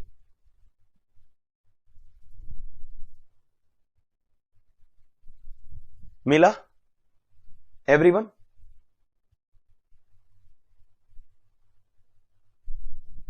Now tell me this. Tidding, tidding, tidding, tidding, tidding, tidding, tidding, tidding. ये maths है, maths. Understood? Understood the proof of savings of 75,000 in the new taxation regime, but the loss can be unlimited because we have to forego, and that's my last point under the new regime. Mitro, in this tax rates ka chaos, I hope you have not forgotten. We are doing 115 BAC, new regime for individual HUF. We studied the initial points which we had already studied in comparison. Eligible assessee, how to exercise optional and all. Rates clear hai? Everyone? Okay. Before I go to the last point, tax benefits to be foregone, I just would like to give a couple of clarifications. Are these your rates as per new regime? Yes. Will you apply these rates in the new regime? Yes. But if there is any chapter 12 that you have to apply. Because we have already studied chapter 12 is compulsory even in the new regime. So you will not apply slabs on your total income directly. Segregate your income into normal and special. Normal will come in these rates. Special will go in special rates. Correct hai? Normal will come in these rates. Special will go in special rates. Is that clear? Second, this tax that we have calculated, whether it is 187,500, whether it is chapter 12, all this I hope you understand is your basic tax. Correct hai? A basic tax hai? After basic tax, how to go to final tax? Concept number 1. Rebate. Congratulations and celebrations. Same. Same matlab, sir. Resident. Individual. Income up to 5 lakhs. Actual tax or 12,500, whichever is lower. Do we know that? Same. But I'll tell you something. We are wasting our time. See, theoretically writing karne ke liye we are writing. Same. Theoretically, writing karne ke liye we are doing same. But practically we are doing nonsense. The eligibility criteria of rebate is income up to 5 lakhs. Yes or no? Those who have income up to 5 lakhs, for them, it does not make any difference whether they go in old or new. Yes or no? Then it is stupid on their part to go in new. Take deductions and remain in old. समझा क्या? But in case you are already under new, and next year your income is up to 5 lakhs, you don't want to leave the new regime, so you can take rebate if your income is up to 5 lakh. Resident, individual, income up to 5 lakhs. Absolutely same. What was the second concept after rebate? See, all these rates are basic tax. Second concept of surcharge. Congratulations. Same matlab, more than 50 lakh 10%, more than 1 crore 15%, more than 2 crore 25%. More than 5 crore, 37%. Surcharge will be same. Is that understood?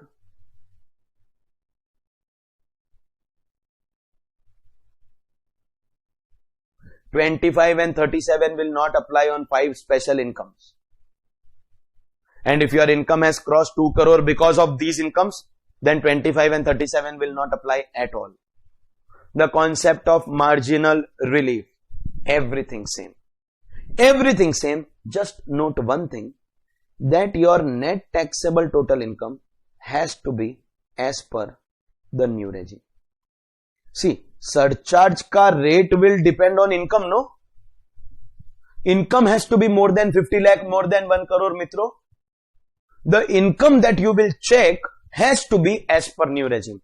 Do we know that income as per new regime will be higher than income as per old regime? Because we are going to deny some deductions and exemptions. Mitro, that you have to check. So it is possible that income as per old regime is 40 lakhs. 40 lakhs. So no surcharge. But income as per new regime is 60 lakhs. So there will be 10% surcharge. Rate is same, but NTTI as per new regime. Is that understood? And this is the best. It does not create any controversy ever. It is always, all assessees, it is 4%. All assessees, it will always come. Every time it will come, and it will come at 4%. Please don't go and tell this to auntie. Anybody here knows auntie personally? Please don't tell her this. That auntie, surcharge mein there are complications. All assessees have different surcharge. Company ka firm ka surcharge ka rates are different. It is not 10, 15, 25, 37. Auntie, HEC is very easy. Everyone 4%. Auntie will be like, Arey, really? Chal, I'll change the rule. Individual HUF 2%, company firm 4%. Chal, I'll change it. Please don't tell this to auntie. Please. As of now, HEC is the easiest of all. Is that clear?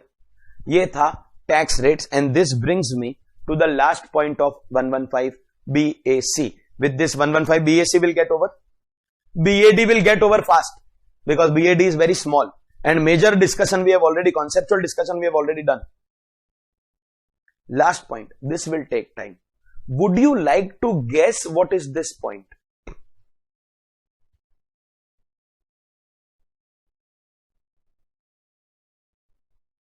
बोला कुछ नहीं bro, तू बोलेगा that is acceptable to us. Think about it. Scroll right from the features. This is where it started. From these features, what are the things that we have already written in 115 BAC? And what is the only thing remaining? What should be the, as rightly typed by someone, what should be the tax benefits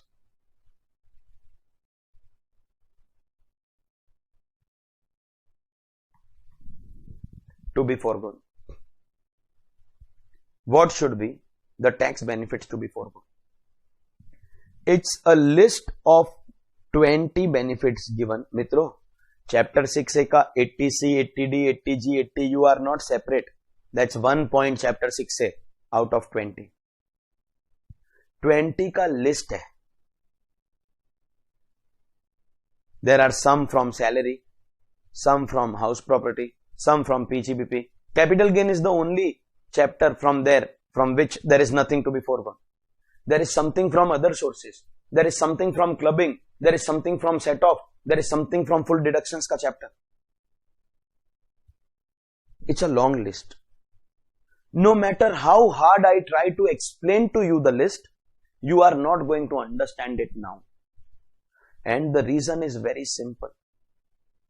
If I tell you that deduction of scientific research section 35 is to be foregone, if I tell you the deduction of 35 AD is to be foregone, if I tell you additional depreciation which is given to manufacturers in Pgbp has to be foregone, it is easy for me to tell you the 20 points if I think about it from my level. I know all these 20 points.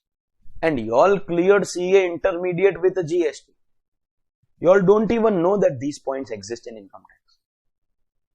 And these points cannot be taught to you now. Do you realize these are sections of business profession chapter, which is a chapter to be done one fine day? So as and when we progress in our chapters, this list will come to you. Okay? As of now, if you have to just take a quick scroll through the list, I am not teaching you anything. I am not explaining anything. I am just showing you a list, that there is a list of tax benefits to be foregone. All the list ka points are a particular exemption or deduction. What does an exemption or deduction do to your income? It reduces. You are allowed to do that in your old regime, but in the new regime it will not be allowed. But in the new regime it will not be allowed. Whether you know that exemption or you know that deduction or you don't know it cannot be the criteria right now, because these are not just points 20, they are our chapters in our syllabus. It is not possible to explain. So I am not going to list down the points for you right now. In the physical hard copy textbook that is given to you, the theory book, this full list is written, 20. Okay? And I am going to quickly take you through that list. Those students who are maintaining handwritten notes along with the class can just leave about 30 lines here, so that whenever you want, you can take down to make your handwritten book. Right now, we can't waste time in writing. You just have to copy that list from your theory book. And anybody later taking the handwritten book, it is there in the handwritten book anyways. Okay? So, I am not teaching you, I am just quickly taking you through the list. What is the list? Deductions which will not be allowed in the new taxation regime. Is that clear? What is that list? Let me quickly take you through. If you have the hard copy textbook, you will also come to know. This is that first chapter of our syllabus. Now that you have studied the full chapter, you will get an idea of all assessees are liable to pay tax. Now you can get idea about what is an HUF, or what is an AOP BOI, or what is an artificial juridical person. Now do we have idea about what is the concept of rebate and what is the concept of surcharge? What kind of people it applies to? This is the concept of marginal relief, the same example which we did in class. So in class we are doing all this in writing. The only difference between our class notes and the handwritten book is this. The font is a little better. And two, those memes you will find only in the book for remembering the concepts of your syllabus. That way it's a very, very popular book, but the choice is yours. I will not pressurize you for that. We will focus on 115 BAC. तुमको option दे रहा है dash dash. We are getting an option. Have we studied these rates 115 BAC? Just verify whether we have studied all this or not. Is surcharge cess chapter 12 all going to be applicable? It will apply at the same rates, but NTTI will be as per new regime. And what will not be applicable? Immune from applicability of alternate minimum tax. Have we studied this in 115 BAC? Chaliye. Option to be exercised on or before due date of return filing. Not having business profession on a year-on-year basis. Having business profession, you can take and you can change, but later you can't change. If you stop having Pgbp, you can go in this category. Have we studied this?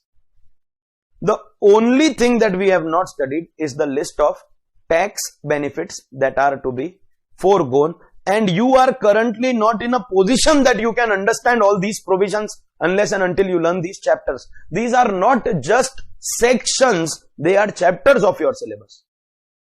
So quickly I will take you through what are these. Are they tax benefits? Supposingly I teach you an exemption or I teach you a deduction. Is that a tax benefit? It will be allowed in the old regime and not allowed in the new regime. That is what we are here to learn. Is that clear? Quickly we will go through the list one by one. You don't try to put any pressure on yourself right now. As your chapters will get over, this will be taken care of. First, whenever you are an employee and your boss gives you money to go on a picnic with your family, that money is called a leave travel allowance, leave travel concession. उसके लिए there is an exemption given. The moment you see section 10, no, section 10, nacho re nacho, nacho, nacho, nacho. Section 10 means exempt income.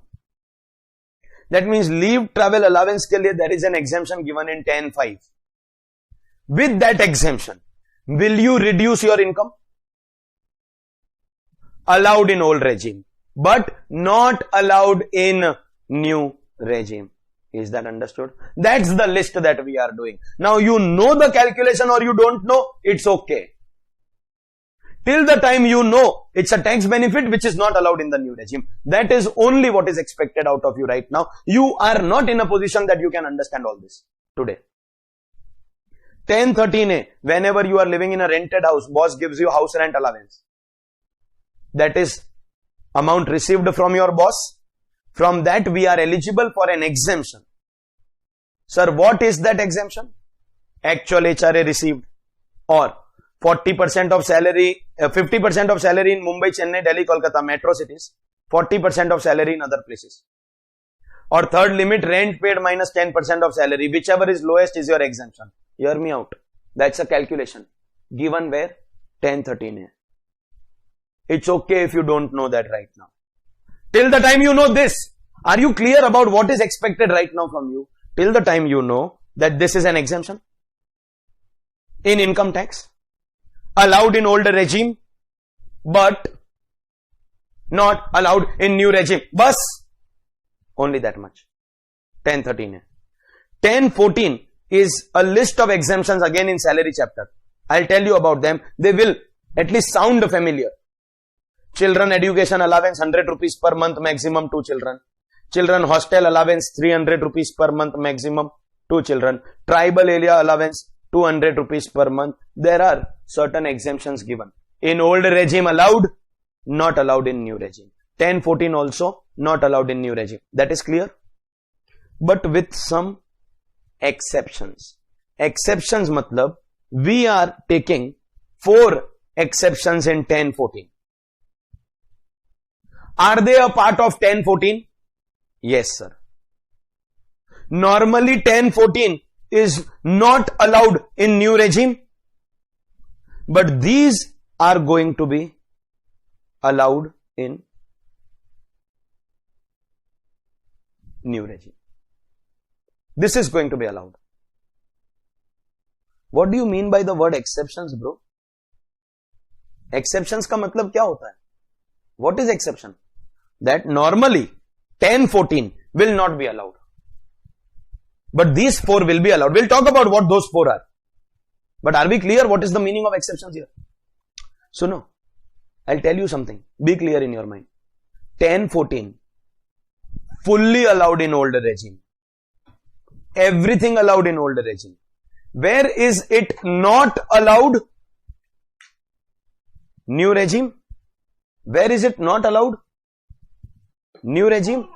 But in this also these 4 are going to be allowed.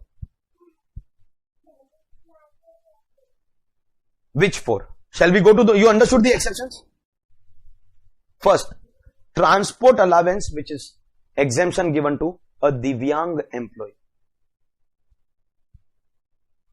Olden days mein, we used to call them handicapped and disabled.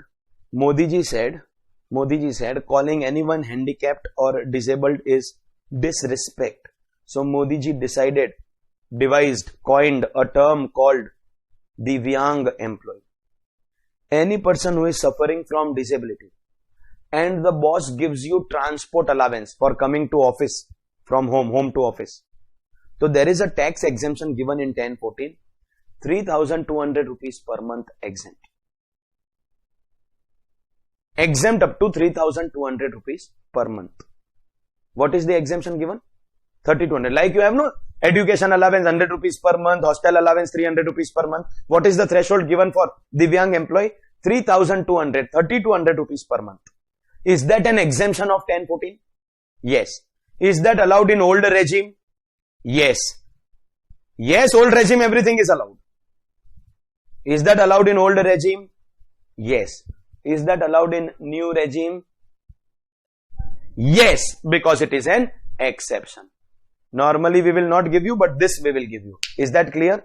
Out of respect towards the young employees, we will give you. Is the exception wala part now clear to everyone? Absolutely. 100%. Chaliye. Let's go ahead. Next. Conveyance allowance for performing office duties. This, I think you know better than anybody else in the country. You go to client place, audit place, traveling ka expenses are given to you. Correct hai? Correct hai? Your boss gives you only that much money which you have incurred. Okay, your boss gives you extra. Is there any article assistant out here whose boss gives extra? Then tell me now. नहीं बोला sir कभी कभी उसमें से भी वो accounts वाला काट के देता. We have all experienced that, no? When they want you to work, बोला बेटा go there, बेटा एकदम प्यार से they will talk. And when you make your voucher, that accounts का lady is always shouting at you. At least once in our life, during our articleship days, we have definitely had a fight with that lady in the accounts department or the HR department. है ना? It has happened with everyone, no? Haan. So do you understand? The conveyance allowance which your boss is giving you here is basically to meet an expense that you have already incurred for him. You agree with this? For this, there is an exemption given in 1014. And you know what is that exemption? It is not given in rupees, 100 per month, 300 per month or 3200 per month. It is given as the expense that you incurred is exempt. So if your boss gives 10,000 and you spend 10,000, so exempt. But if your boss gives 10,000 and you spend only 9,000, so 1,000 is taxable for you. That means, can I say, the exemption that we take here is to the extent of expense that we have incurred for our boss only? That is our exemption. Exemption equal to expenditure allowed in old regime. And new regime maybe we have to give, no. It is an expense, not his profit. You understand what is happening here? And therefore we have kept it under exception. The young employee ko we want to give respect. But here though it is an out of pocket expense. Hello. Therefore allowed. And if you understood conveyance, you will understand the other two exceptions also. Allowance to meet cost of travel on tour and transfer. So, outstation audit wale bachcho. Why have you first of all surrendered to someone who does not care for you at all? And why are you making your own life miserable? Whether to do that work or not do that work is your choice. But care. My only question is, on outstation audit, that train ka ticket, that hotel ka expense, that guest house, that food, all that you only have to pay from your own pocket, no? Okay, boss gives. हाँ? अबे own pocket से you will pay no 3,000 रुपया का stipend में से तो हो गया फिर boss gives you do you understand to meet your expenses on an outstation assignment the amount that you spend is exempt मतलब boss gives you 10,000 you spend 9,000 तो 1,000 is taxable and if you spend full 10,000 तो nothing is taxable. That exemption is allowed in old regime and has to be given in the new also because it is an out of pocket expense. You understood? Same as conveyance. And same is the third thing also. Daily allowance for absence from normal place of duty. Supposingly your duty is Fort office but your boss says nahi. For 1 month you have to work in the Mulund office. And for that I will give you expenditure of traveling. Bosses have to give you, no? And that amount also you will spend, no? Traveling ke liye. Arey, boss will give you only what you have spent. He won't give you anything extra. Correct hai kya nahi? The amount that you spend is exempt. That exemption is going to be allowed in the old regime as well as the new regime. Normally 1014 ka exemptions will not be allowed in the new regime. But these four are going to be allowed in new regime. Exceptions का मतलब understood and logic behind those exceptions. देखो, these three are तो my expenses only. मित्रों, these three are my expenses only. So this तो you have to give me, no? And this is only an extra benefit out of respect to somebody who is suffering from disability. These 4 will be allowed in new regime, others will not be allowed. So let's be clear. In old regime, everything is allowed. In new regime, we will have to forego. That is what we are doing. Let's go ahead. 1017. Daily allowance and constituency allowance of MP, MLA. You know, member of parliament, member of legislative assembly. When the parliament is in session, they get something called a daily allowance because they are away from home, no? And they also get something called constituency allowance. Constituency is an area from where you win elections. For example, I stay in South Mumbai. There is a gentleman called Mr. Arvind Sawant. He is the Lok Sabha representative of South Mumbai. You can say South Mumbai is the Lok Sabha constituency of Mr. Arvind Sawant. Like North Mumbai is for Mr. Gopal Shetty. That is called election constituency. I come from South Mumbai. Member of parliament matlab wo parliament, Delhi, Lok Sabha. And then there is a state legislature also. Legislative assembly. The candidate who is winning elections since the last 3-4 elections from my area. There is a gentleman called Mr. Mangal Prabhat Lodha. India's richest real estate developer. And also a cabinet minister, minister of tourism now in Maharashtra. Abhe gadeda log, little politics you know or no, you know who represent you in the government. You know who are the people who represent you in the government. At least you should know about your own area. So listen, South Mumbai is the Lok Sabha constituency of Mr. Arvind Sawant. Varanasi is the Lok Sabha constituency of Modi ji. Gandhinagar is the Lok Sabha constituency of Mota Bhai. Wayanad in Kerala, Nihal Bol, is the Lok Sabha constituency of whom? Hey, unmute karke bol. Because Kerala is the only state, Nihal, where Rahul Gandhi can win an election now. Kerala is the only state. Nihal is from Kerala, for those who don't know this. I go there for physical lectures. And I'll tell you something. That Kerala hates Mr. Modi. So, if there is Mr. Modi contesting election, and if there is a dog contesting election, the dog will win the election there. Kerala is the only state where Mr. Gandhi could have contested elections. By the way, for those who follow little politics, Rahul Gandhi ka family seat was a place called Amethi in Uttar Pradesh.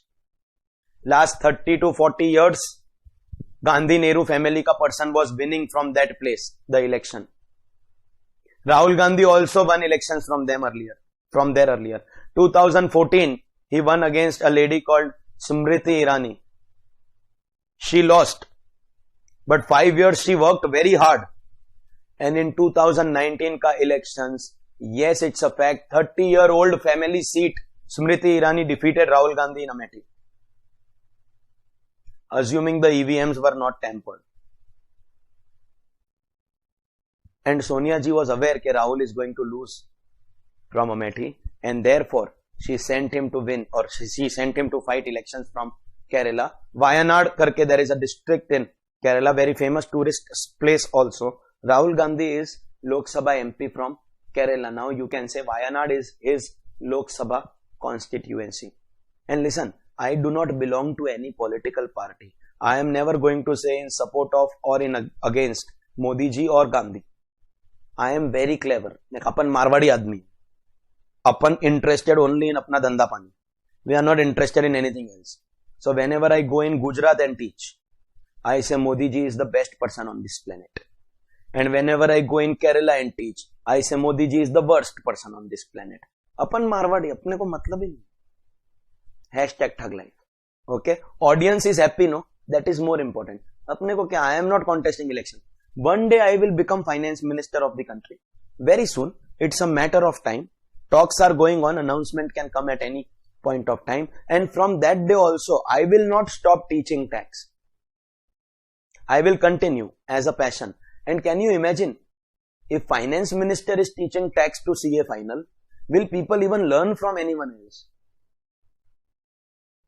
अरे जो मैं बोला वो law. If I teach any section wrong also, that is the law. I will amend it. Shivagami Devi, मेरा वचन ही है शासन. What I say is final. My word is final. Understand the catch here? हाँ. So what do you mean by constituency? Then once I become finance minister, no? Then I will have to speak in support of the party who makes me finance minister. That's what politics is all about. But what is constituency? The place from where you win elections. So you have to give back something to that area. Government will give you funds. Spend it for the money. Spend this money for the people of that area. Many a times you will come across a garden where there is a board. This garden was beautified by the Lok Sabha, by the MP fund of the Lok Sabha MP Mr. So and so. If you go in the lanes of Bandra West, you will find boards. This area has CCTV surveillance. This CCTV was installed with the MLA funds of Mr. Baba Siddiqui, who was once upon a time the MLA there. Now he is not the MLA anymore in Bandra. You will find this. Arey, मैं बोलता हूँ, leave all this. You've seen Panchayat season 2 on Prime? No one? No one? यार ये सब देखा करो यार. ये it gives general knowledge. In the season 2, it's a small village. Abhi I will have to explain the scene. It's a small village. They want to construct a road because the road is very bad. So they approach the MLA, Vidhayak ji. MLA in Hindi is called Vidhayak, but North mein they call him Vidhayak. Vidhayak ji, give funds to make the road. That's the MLA and MP funds that we get. That's constituency allowance. For MP MLA, the daily allowance and constituency allowance is going to be exempt from tax in the old regime, but not exempt in the new regime. Ultimately, I am not today going to teach you daily allowance, constituency. That is not the objective. This will be taught to you in income from other sources ka chapter. What is daily allowance? What is constituency allowance? Today I am only here to teach allowed in old regime, not allowed in new regime. That's it. This is an exemption. Allowed in old regime, not allowed in new regime. Don't forget the objective of doing this list. Arey, shock mein se niklo baar. You all are understanding what I am saying? Next, section 1032. Whenever there is a minor child ka income will be clubbed in the hands of the parent. From that there is an exemption. Actual income or 1,500, whichever is lower. So are we reducing our income? Allowed in old regime, not allowed in new regime. Are you able to understand this now? Next, 10AA.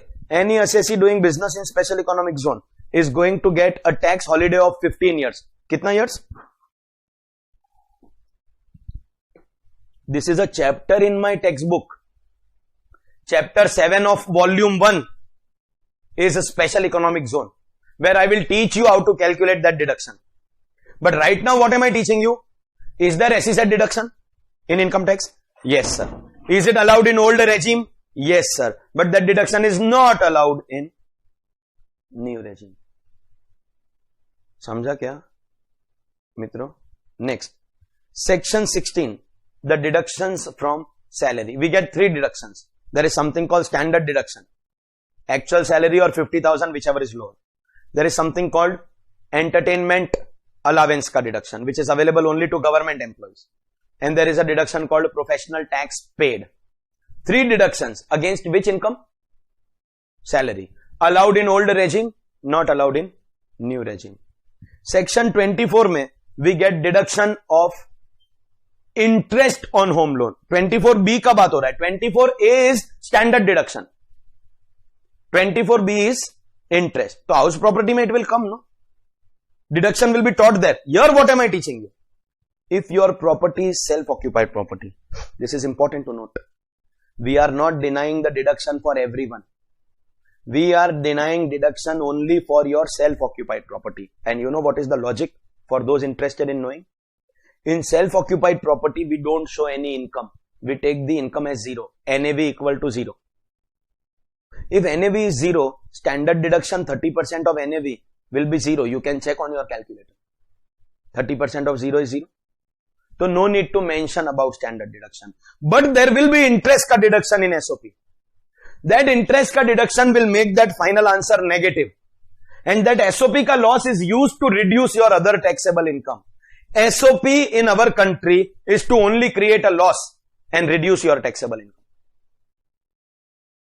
SOP in our country is to create a loss and reduce your taxable income.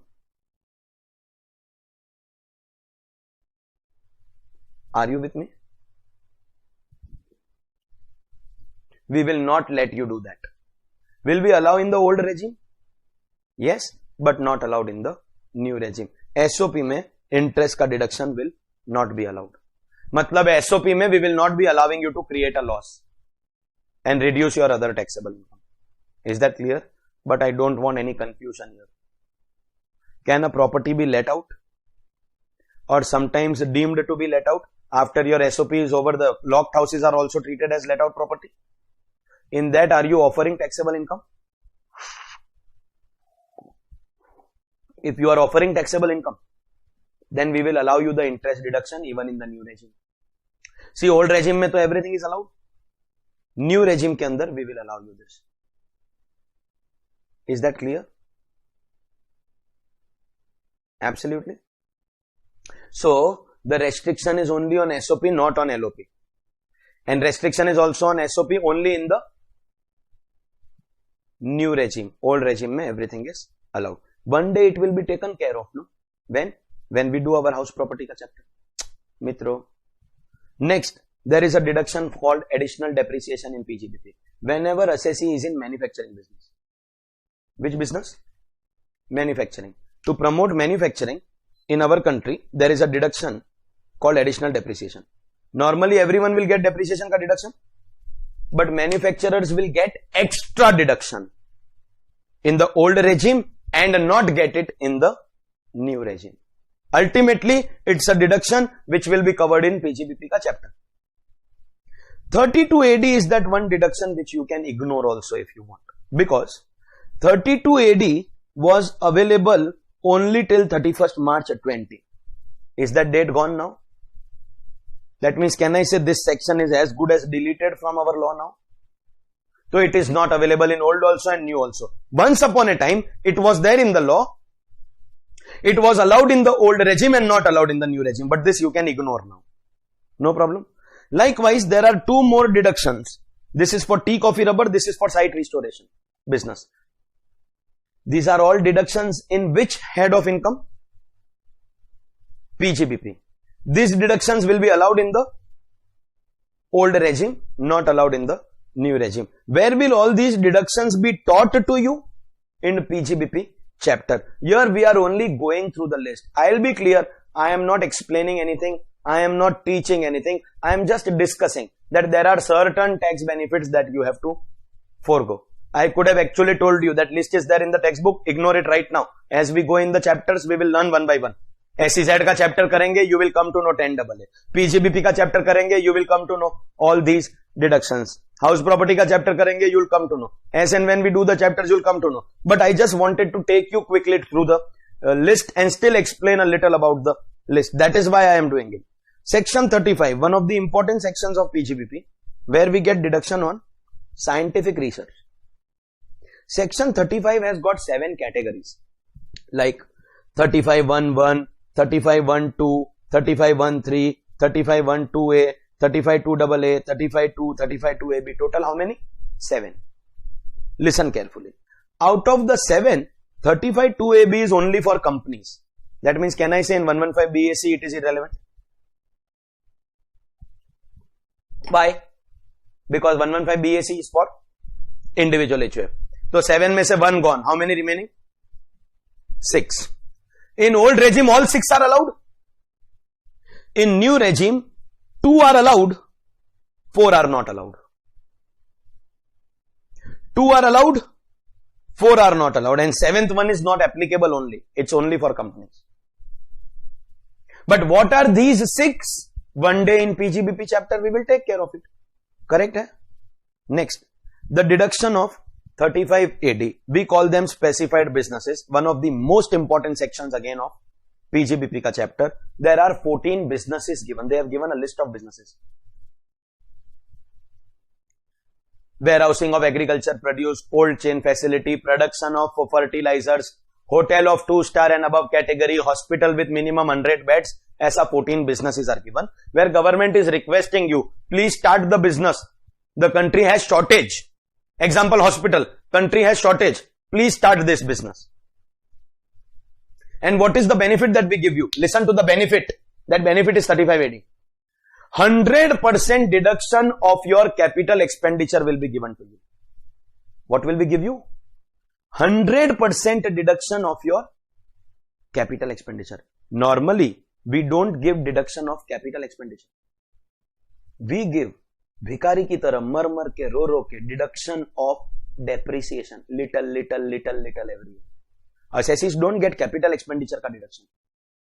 But because we want to encourage this business, we will allow the deduction. Kiska, mitro? Asset purchased for business. Think about it. Asset purchased for business. Cost price of that asset can be subtracted against your taxable income. Do you understand the massive deduction that assessee is taking here? Allowed hai. Where?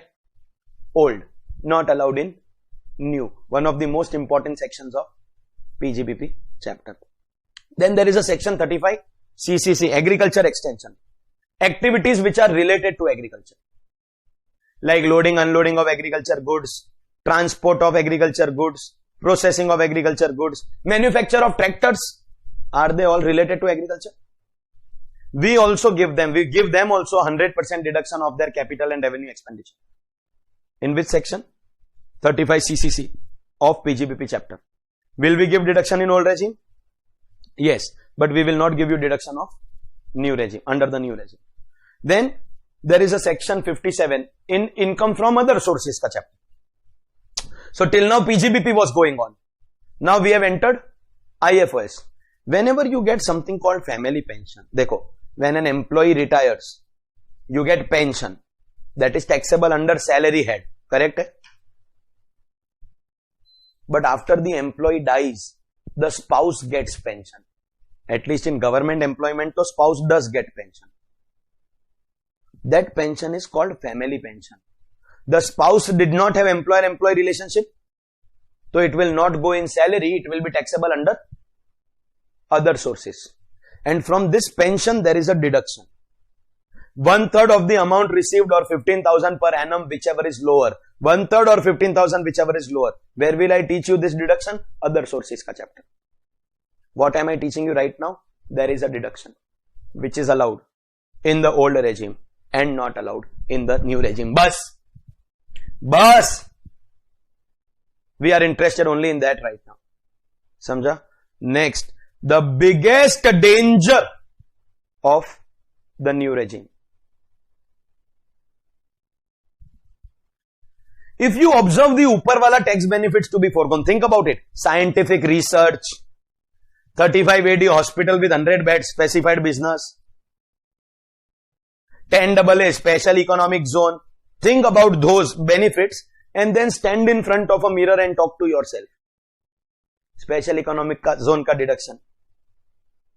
Ever in life, scientific research, 35 AD. Do you understand that people like us, we people, small people, garib people, bhuka nanga people, people like us, you understand things like these are never going to affect us?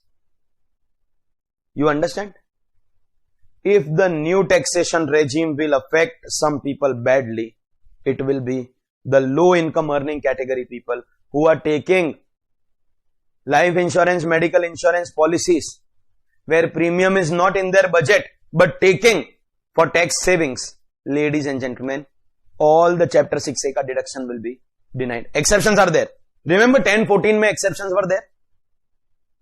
That means there are exceptions which will be allowed in new regime. But the exceptions are only 3. Which are the 3 which is allowed in new regime? There is 80 CCD subsection 2. I will teach you in deductions ka chapter. There is 80 JJAA because this Modi ji wanted to promote. Modi ji is saying, if you give naukri to new people, job creation, anybody giving jobs to new people will get deduction in 80 JJAA. And there is something called 80 LA on India, on something called International Financial Services Center, IFSC. This will be taught to you somewhere.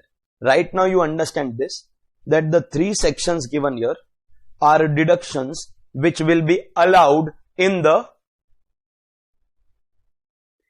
new regime. All other deductions 80C, 80D, 80G. अभी तक sir, by the end of the list we think sir we should also take 80U. अभी तो नहीं, but by the end of the 2.5 months that you have to deal with me, I will make you all 80U cases by that time. बोला sir अभी से ही पक गया पूरा का पूरा. But it's a vast subject. ठीक है, ठीक है. When there are results, on one hand there are people exemption, exemption, exemption. Huge list of students getting exemption. More than anybody else, matlab more than any other coaching class of the country. More than AIR 1, 2, 3. If they are getting exemptions. And then on the other hand, there are some who barely manage to get 40. Sometimes not even that. So does that mean that I taught a few extra sections to a few selected students? ऐसा कि सुन हर्षित कान खोलना, there is one section which I will tell you only, I will not tell anyone. एक section तू सीख ले, I will not teach this to anyone else. ऐसा कान में बोल के सिखाया? Did I speak that in the ears of a particular? नहीं ना. I taught in a classroom.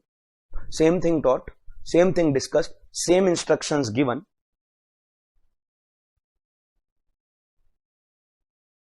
Then why does one student score exemption and other doesn't? The difference is following of instructions. A bunch of idiots who thought कि अच्छा ये तो अभी list ही तो करवा रहा है, list तो I will read. They thought that it is not important to be in class anymore. And therefore they decided they have nothing great to do in life. Absolutely vela they are, absolutely free, nothing to do. But they decided कि we have to go. तो गया. And then there are people who are still sitting in the class. Despite the fact that only list we are going through. Remember, when the results will come, your results are going to be different from them. And to hell with them now. To hell with them. Your results are going to be different from them. Remember this. Okay? Why did I say this? क्योंकि ऐसा नहीं कि sir कल के chapter में अभी today तो I was sitting but tomorrow I am not going to sit. Understand, if you have to get different results from others, so your effort also has to be different. And I am going to teach the same thing to everyone. Favoritism नहीं करूंगा. I will not teach extra sections, or I will not take favor of anyone on the basis of caste, community, creed, religion or gender. Yes, I will do favoritism. कब पता है? One student is participating with me all throughout. One student is keeping camera on from 6:50 AM, 6:55 AM, and other को 4 बार बोलना पड़ता है. Not answering anything, sitting with a fixed blank expression, neither smiling, no हाँ भी नहीं, ना भी नहीं. अरे I expect you to participate in class. If you are participating, you are interacting, that means my communication is clear to you. That means you are understanding things. It makes me also understand that I can go ahead in the portion. But if you don't give me reactions, I can't do this. There are some students who support me in this. Support क्या है? Yes बोलना है, no बोलना है, हाँ बोलना है, no बोलना है. Only that much support I expect. ऐसा लगता है you are playing statue. Somebody has told you statue, ऐसा करके you are watching the lecture. वो भी जबरदस्ती कैमरा ऑन बोला इसलिए ऐसा स्टैचू करके. Very difficult to handle. Understand the difficulties of an online class. I should understand also know that you are following things or not. Okay? So, favoritism happens only towards those students who are sincere towards class. And that I have the full right to do. एक बात बताऊं? Right now all of you all are in that category because your sincerity is there. Despite the fact that only a list is going on, you all still chose to be with me. Some are thinking, नहीं मैं अभी जा ही रहा था बस तभी तूने बोलना चालू कर दिया लॉल. अभी I am in a dilemma whether I should go or stay back. 3 point है. Then we have to do BAD. BAD will get over in a few minutes. Fatapat. Okay? And the first chapter will get over. Okay? So 3 points. Are we clear? Chapter 6 say you will lose pura. Except these 3 which you will get in the new regime. Are we clear? And in point 18, bomb explode होने वाला है. They have exploded a bomb here. खेल लिया आपके जिंदगी के साथ.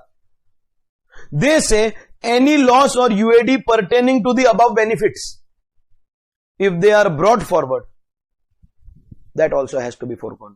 मैं समझाता है sir, what does this mean? Historically, I have been in the old regime. If I am in old regime, am I eligible for additional depreciation?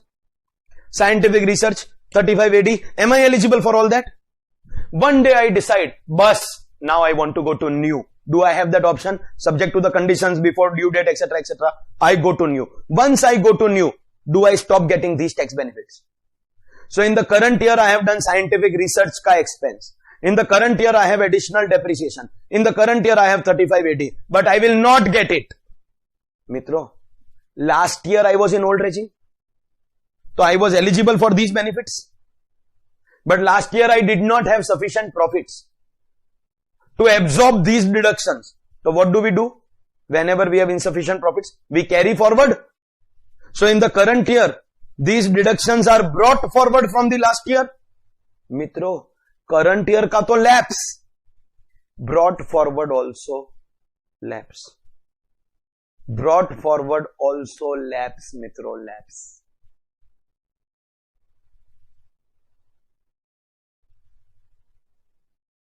अरे समझा क्या?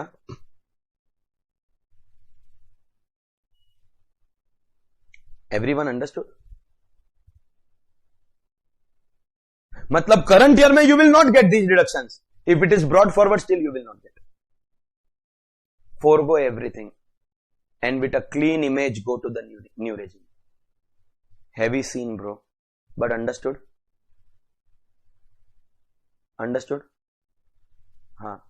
Harshit, you are asking about long-term capital gains का जो loss, long-term capital loss. That is not given anywhere here. मतलब whether old regime or new regime, there is no prohibition of capital gains. I would like to repeat. Capital gains के head में, there is nothing which is prohibited in the new regime. In the above deductions, have we anywhere written that long-term capital loss will not be allowed or short-term capital loss will not be allowed? Nahi. Harshit, you have not understood the point that we are talking about loss or UAD of the above benefits. Means scientific research, additional depreciation, SEZ का deduction, 35 AD, इनसे related brought forward will lapse. Are you allowed normal depreciation? Now let me ask this. Confusion नहीं चाहिए. Are you allowed normal depreciation का deduction in new regime? Additional is not allowed, bro. Normal has to be allowed. Yes. तो उसका brought forward will also be allowed. If additional depreciation is unabsorbed, तो current year का not allowed and brought forward also not allowed. The loss pertaining to the ऊपर का benefits is what we are talking about. Are we clear? So anything which is not covered here will always be allowed. Clearum. Next, can you have house property loss? First of all, some students say, sir, SOP में तो allowed ही नहीं है ना. Do you remember SOP interest is not allowed in the new regime? तो SOP का loss तो cannot come only, but can LOP का loss come? Because इधर आओ एक बार. We are denied only SOP. Are LOP, DLOP का interest का deductions allowed? So in LOP, DLOP, can there be a loss? In the new regime, देखो, old regime में there will be SOP loss also, LOP loss also. Both are allowed. New regime में SOP loss can't come only because it is not allowed. But can there be LOP का loss? That LOP का loss against other heads of income, not allowed. Old regime में house property का loss against other heads of income is allowed in set of chapter. There is a threshold of 2 lakhs, but allowed है. Set of के chapter में we will learn the threshold. Allowed है. But in new regime, house property loss cannot be, will not be allowed to be adjusted against other incomes. Not allowed. Samjha? But when we are talking about house property loss, are you clear that it is LOP, DLOP? क्योंकि SOP का तो loss is not allowed only to be created in the new regime. ये clear है? And last, if you have any allowance or perquisite which is exempt under other law, Allah, salaried employees का तो band है इधर. Band मतलब that band बजाता है ना, that band. You know why? Because salary के अंदर already if you observe leave travel allowance का, HRA का, 10, 14 का, the deductions of salary already that was denied. Plus अभी क्या बोलता है, supposingly you have gratuity exemption under payment of gratuity act, पोगा. यू हैव रिट्रेंचमेंट कॉम्पेंसेशन का exemption under industrial dispute act. Any exemption which is given because of some other law, वो भी not allowed. And why are you leaving all this? To save 75,000. बहुत बड़ा lol है, lol. They have given you a list of 20 tax benefits to be foregone so that you get new regime and you save kitna? 75,000. Take it from me. Stay in the old regime. Suno, CA suggestion. Stay in the old regime. Take all these benefits. These benefits can be crores of rupees. Your 75,000 will be immaterial. Samjha? And I speak that line again. Going to the new regime can save maximum 75,000, but can make you lose unlimited amount, infinite amount, crores of rupees also. Is that clear? That was the list of 20. That's our section 115 BAC. अरे कोई को भूल गया 115 BAC was going on. ये सब याद है? 15 lakh, 187,500, 75,000 का savings. These 20 का डिस्कशन के लिए we went to the PDF where I told you that I am not teaching. Had I been teaching today, then I will write. But in case to maintain your book, if you want to write it in the notebook, so you leave 30 lines. Try to learn the list first from the textbook, then try to write it on your own. Leave 30 because some of them will not fit in one line. Exceptions, etc. are also there, no? Leave 35, but fit it later. 20 tax benefits to be foregone. Bro, understood? And this will take us to the last thing of the chapter 115 BAD. Also a new taxation regime. And I told you that we are learning only BAC, BAD in this chapter. BAA, BAB, so we will learn in MAT. So there were some common points, so we studied that. Correct? BAD will be taught. ऐसा ही points बना के. Eligible assessee, optional, how to exercise. Let's see if by now you remember or you have forgotten. Eligible assessing. जल्दी बोलो, हाँ बेटा जल्दी बोलो. The faster you speak, the better you get to leave. Earlier you get to leave. Cooperative society बोला ना, तो now I will say wrong.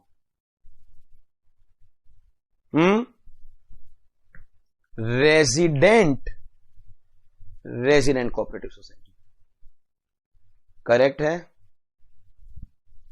Second question. Is 115 BAD for cooperative society compulsory के optional?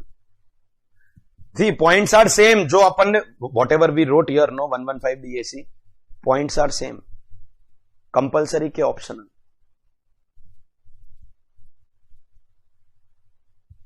Correct? Third point. How to exercise? How to exercise? On or before the 139(1) due date?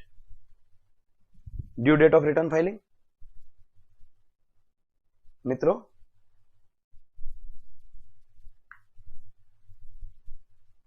On or before the 139(1) due date?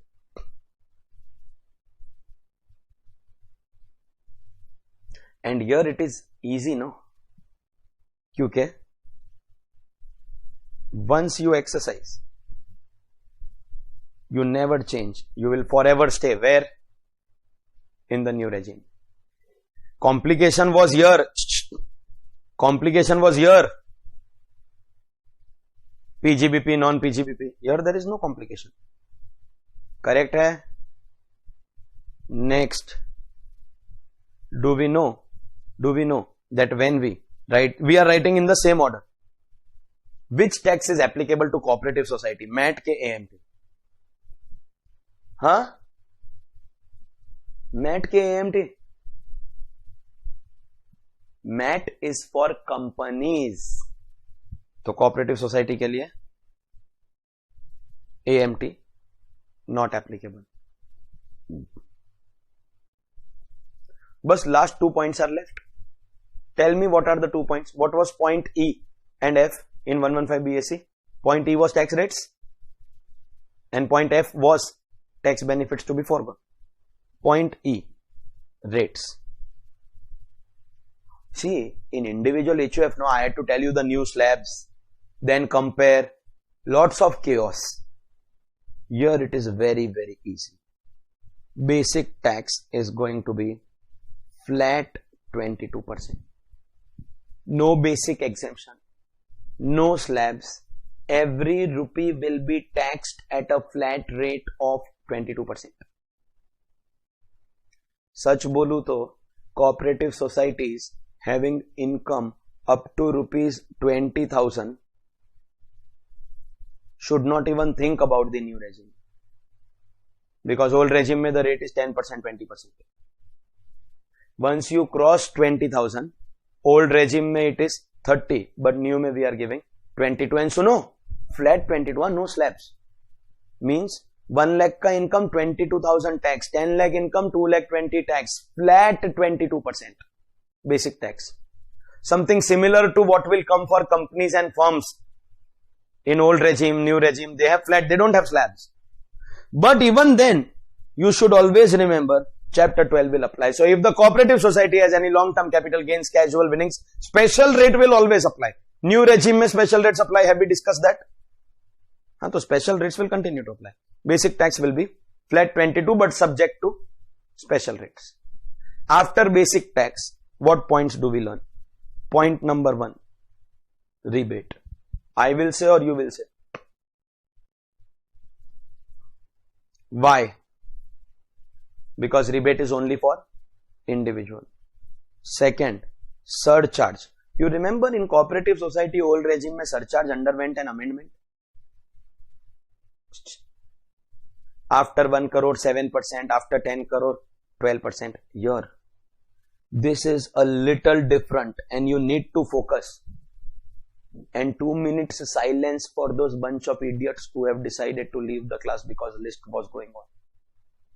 This concept is important to note. Surcharge for individual HUF comes after a certain income threshold, 50 lakhs. For cooperative society in the old regime, it comes after 1 crore ka threshold.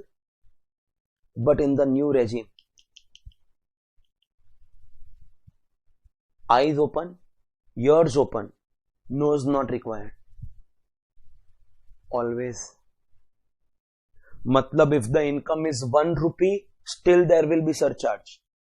If it is 10 rupee, 1 crore rupee or 1000 crore rupee, surcharge will always come, always come. This is a case of fixed surcharge. Understanding के लिए बोल रहा हूं. You can say like HEC. When does HEC come? Always, no? Same. Fixed surcharge है 10%. मतलब imagine कीजिए cooperative society का income is 1 lakh, तो 22,000 flat basic tax and 10%. I hope that much तो यू नो, हाँ, कि surcharge is always applied on basic tax. तो 10% of that 22,000. Sir income is only 1 lakh, still surcharge. Income was 1 rupee, still surcharge. समझा? And this is not difficult to explain. I will not say, you will say. When will it come? Always. And how much? 4%. 4% of what? Basic plus surcharge. Huh? HEC is always added on the total. Correct? So fix 22 basic, fix 10 surcharge, and fix 4 cess. Correct? So how many people are thinking, sir, that means 36% हो गया? 22 plus 10 plus 4.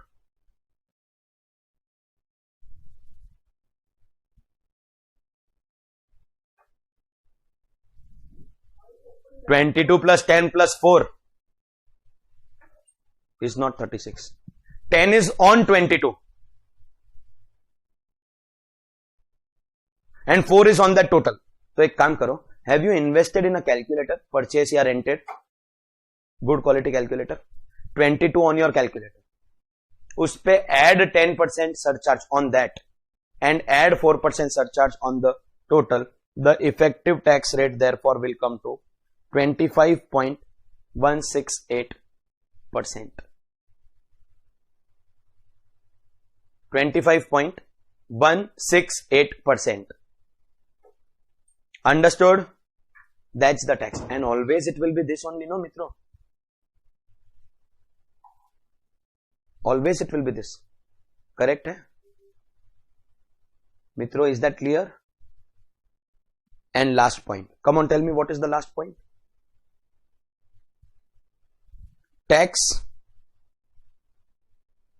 benefits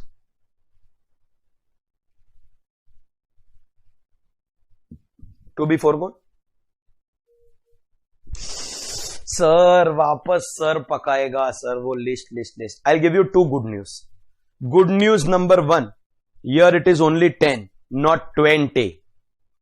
Good news number 2, these 10 are from that 20.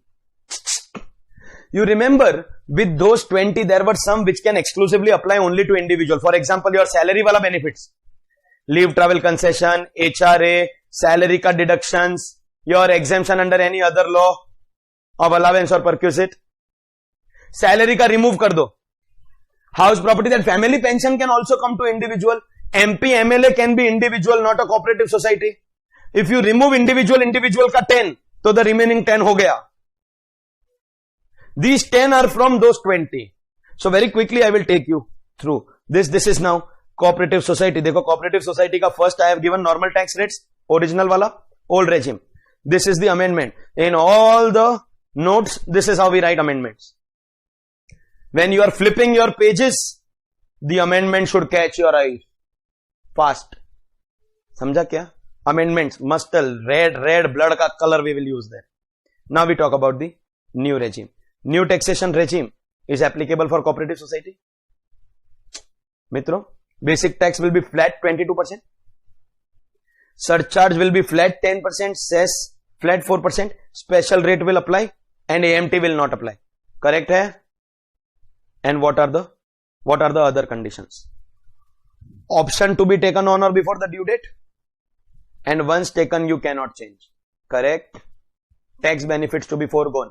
10 hai out of the 20. SEZ ka deduction was there in 20 also. Additional PGBP ka sab hai, additional depreciation, 33AB, ABA, scientific research. Do you remember my discussion? Totally how many are there? 7. Usme se 1 is applicable only to company. So not applicable here. 6 remaining. 2 are allowed, 4 are not allowed. 35 AD, agriculture extension, all this will come. Chapter 6 se ka no deduction will be given to you. And loss or UAD with respect to, Harshit, gaya ke hai? Gaya. Loss with respect to the, sorry. Loss with respect to above benefits. Same. Samjha kya? These 10. And what about tax rates of partnership firm and company?